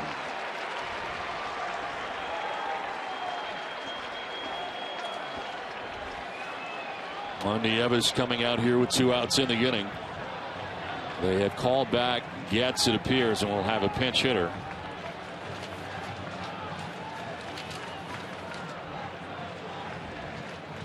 George Gutierrez is going to pinch hit here. The former Red Sox catcher coming off the bench. It's a pinch hit for Chris Getz. His first at bat of the season comes in the 16th game of the season.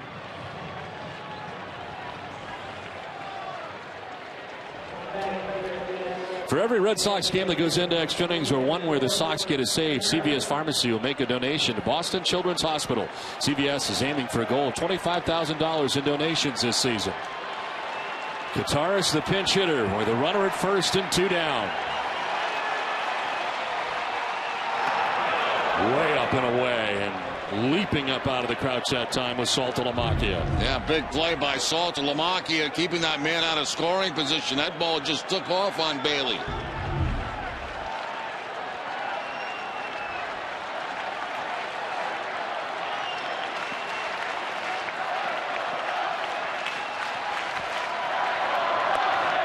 Up high again.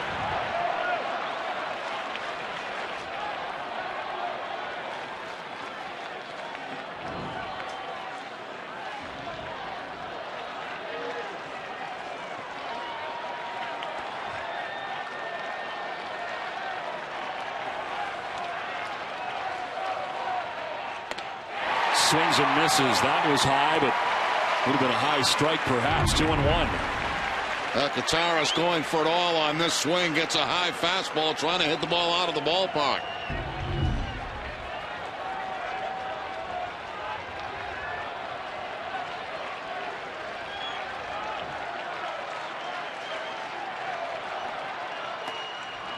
Away again. Well, he's been a little wild in this last sequence to the pinch hitter Gutierrez.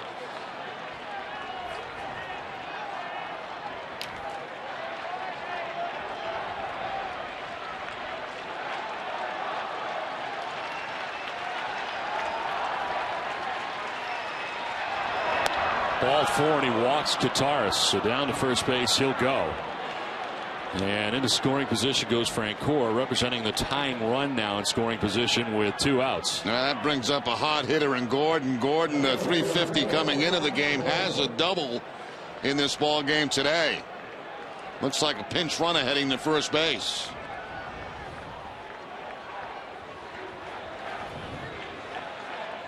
Elliott Johnson, the former Tampa Bay Ray, is going to pinch run at first base.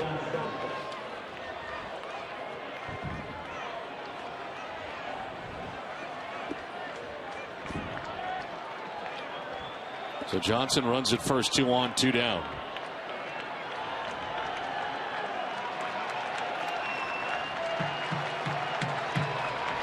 Gordon 1 for 4 in the game, a double in the 6th inning.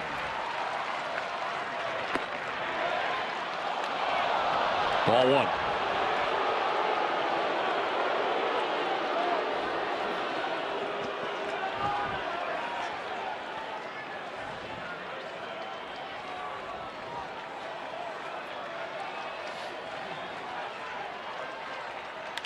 Fouled off to the left, 1-1. And Bailey, after missing with the fastball on the first pitch, goes back to the cut fastball to get the foul ball.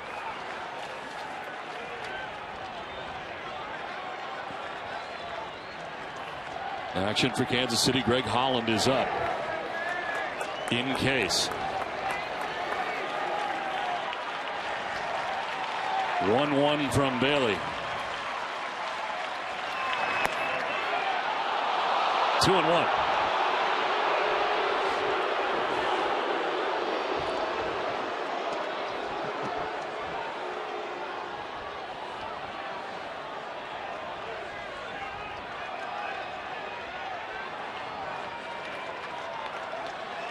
Red Sox trying to make this a triumphant return for David Ortiz on what has been such an emotional day here at Fenway Park.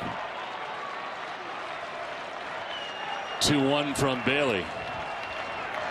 Gordon fouls it off, and it's 2-2. Well, Boston has been standing as one, and so will Fenway right now.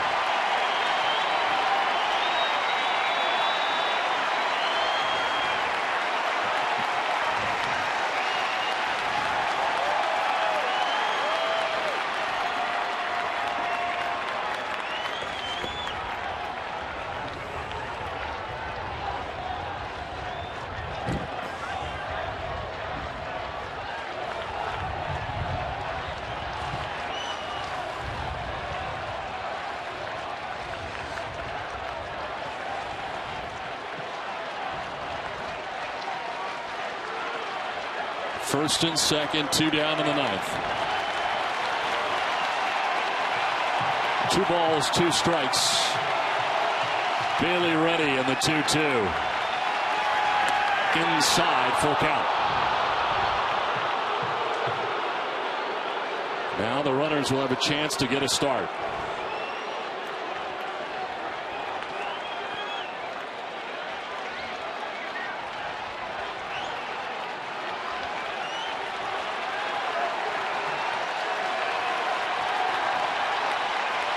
Three-two pitch. On the ground towards short. Drew will go to first base, and the Red Sox will win.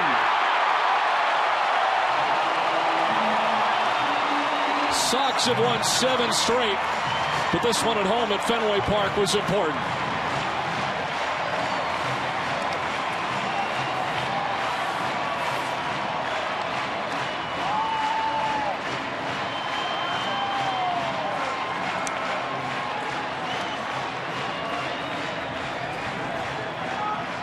The Red Sox win it 4-3.